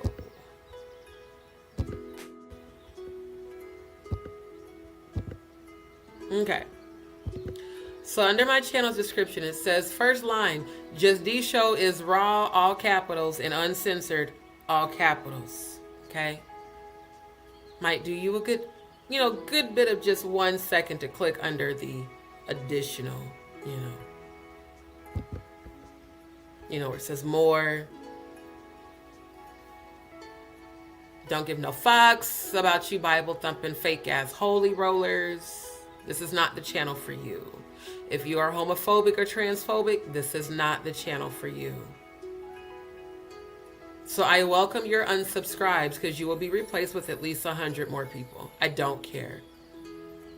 But it's just a PSA to those who keep leaving comments that all I do is block and delete. This is my channel. I built it. Everything on my YouTube channel is my work. It's all my editing work. And I am authentic. I'm just me. I don't care about images and being fake and clicks and views. My wealth is not coming from YouTube. I'm building my wealth outside of this platform. There's a lot of content creators that, you know, trade integrity for AdSense deposits. I'm not one of them. I'm not on YouTube to be liked or popular. I'm on here to be heard. And most of all, I'm on here to help people heal. Definitely, fam. Pac definitely deserves justice. Thank you. Appreciate you. I will check it. It'll probably be when I wake up, or I might look at it before I go to sleep because I'm feeling myself fall asleep. That's why my words are getting tripped up. But thank you, appreciate you, and I will check out the information. So yes, for those who have a problem with the way detox, kindly just leave. Okay, it's that simple. And even if you're a troll that continues to come back and listen and watch, thank you for your views. Okay, appreciate it. Thank you. You know, I'd rather be my authentic self, which is also why I don't, you know, how come you don't glam up? I'm naturally beautiful. Matter of fact, let me show y'all what natural looks like, because y'all so used to seeing fake. Natural hair, no injections, none of that. Natural body, natural, you know. If I feel like glamming up and doing makeup and getting dressed up, I will. Sometimes I do. But a lot of times I'm just me. So, you know, I feel like authenticity is better than being fake. And I'm going to be honest, women who constantly glam up are insecure. That means you don't like what you see when you look in the mirror without that makeup. Love you back, fam. So I appreciate you guys. Again, shout out to all the DzPeepz. Shout out to all of the platforms growing, not just YouTube. Rumble is growing, and I appreciate that. So is Twitch. Shout out to all the people that are following me on Instagram and on TikTok. I appreciate you guys. And thank you again to everybody that's been supporting the platform. Thank you to those who have booked consultations. It's truly been a blessing for me, like really. And now I see why I wasn't meant to be out there driving all fucking night like I was doing before, running myself ragged. The consultation counseling sessions are a blessing to me because I get a chance to witness people heal. And I get a chance to use my spiritual gifts to do just that, which is why God blessed me with the gifts that I have, is to help people heal. So I'll probably come back this afternoon. Well, it depends because I'm tired. If there's time, and I need to get out some more content that I was editing. If there's time, I'll do an afternoon live explaining to you guys about the sessions. We'll do some go to mantra card pulls to help uplift the frequency and energy. And then I think tonight's live needs to be a roast, because I think we need to laugh about a lot of things. So thank you guys. I looked over at the TV and South Park is playing the Michael Jackson episode with Blanket. You know what? I swear South Park be doing the most. Oh my God. Anyway, thank you DzPeepz for your support. Thank you for tuning in. Why are my teeth showing up like, oh, it must be the green screen. I'm like, what the? It's shining through like they're not green. It's probably because I don't have all the lighting. But again, thank you guys for supporting the platform. Thank you to everybody who does, reach out. Thank you to those that put comments, after the live. I do appreciate it. Y'all don't forget to comment, share the live, like the video. All right, DzPeepz, I love y'all. I appreciate y'all. I will be back later on.